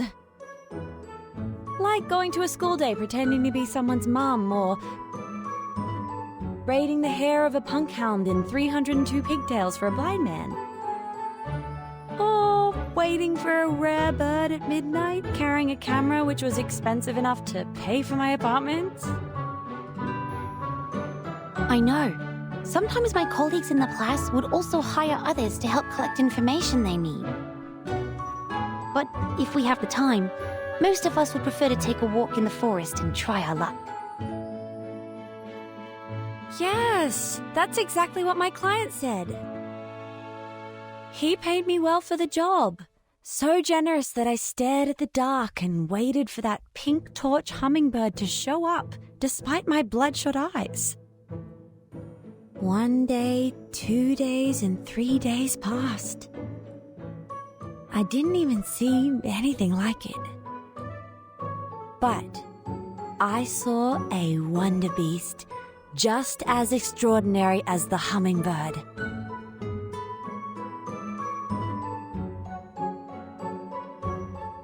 A pink glittering platypus. Pink glittering platypus? It's pink and it's glittering. And who knows whether pink torch hummingbird is a strange nickname for that platypus. Of course I have to take a picture of it. But you know, a bird lover won't need a picture of a platypus. So I sold it to Kidding Fun, a children's magazine. What happened next should be very evident to you, if you read enough bad novels. Is that... Yes, that's right. That platypus was Makua, who took the transformation potion. Ah, but why would he do that? Perhaps he was looking for some fun, or maybe it was an accident? Anyway, according to him, someone pulled out a prank on him, and it was definitely not his own choosing. He quit his job the moment that picture was published. He left his friends and family and became a revenger, striving to put me into a miserable situation just like what he has gone through. So this time, after I made this fortune, I bought the apartment and every copy of that issue of the magazine. Were you planning to sell them all to Mr. Makua? No, of course not. Who do you think I am? I picked him up at the hospital, took him somewhere quiet, and burnt all the magazines in front of him. He was, oh my gosh, crying so loud. That was pleasant to hear.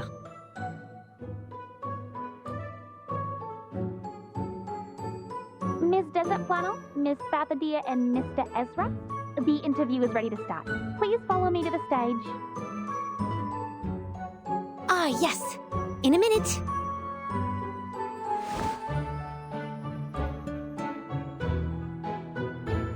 Did you get the ending of the story? No, not really. So there is something neither Arcanists nor humans can understand. Perhaps we can ask Vertin later. She's a bit older than us, but she's not here today. I think she went to the stadium with Miss Ulu.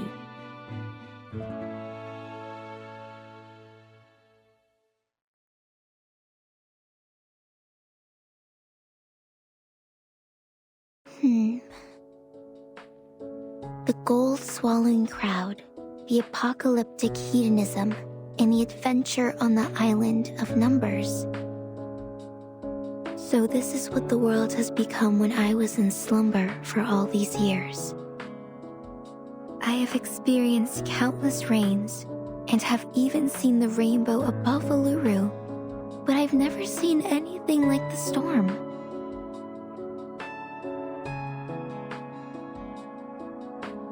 I can't believe it just changed everything so easily. But the Uluru Stadium is still here. I know there are spots with mysterious power in this world. They can provide a slim chance of survival in the storm. And the stadium is exactly one of them. Such a place will be desired by different forces one day. It's just a matter of time. Like the Manus Vindictae you talked about. To them, the Uluru Stadium is like a piece of meat to a hungry wolf. That's right. The Foundation has already launched the Uluru Guarding Project. It will be a long-term mission and involves a heavy workload, and the Australia branch doesn't have enough manpower for it. Fortunately, a lot of people went to the visitor window of the branch. They are worried about the stadium? Yes, a lot. They volunteered to station here to protect it, even at the cost of their own time and effort. They have built the Uluru Guardians, which consist of 31 Arcanists and 29 humans. There are doctors, writers, taxi drivers, newsstand owners, and so on. And they are all among the audience of the games. You made it, child. This is indeed a brand new beginning.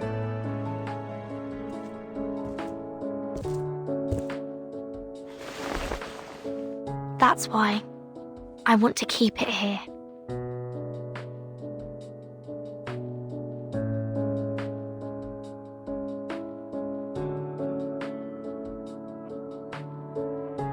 We shall run in the name of sportsmanship. we shall walk in the original form of men. We shall compete against each other, not for victory, but for participation. By both human and arcanist.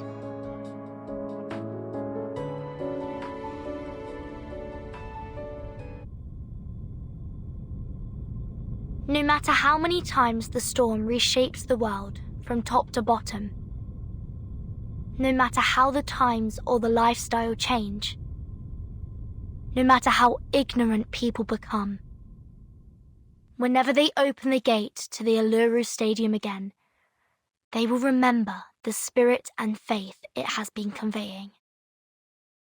Things will change in the unstoppable river of time, yet the Uluru Stadium shall remain forever.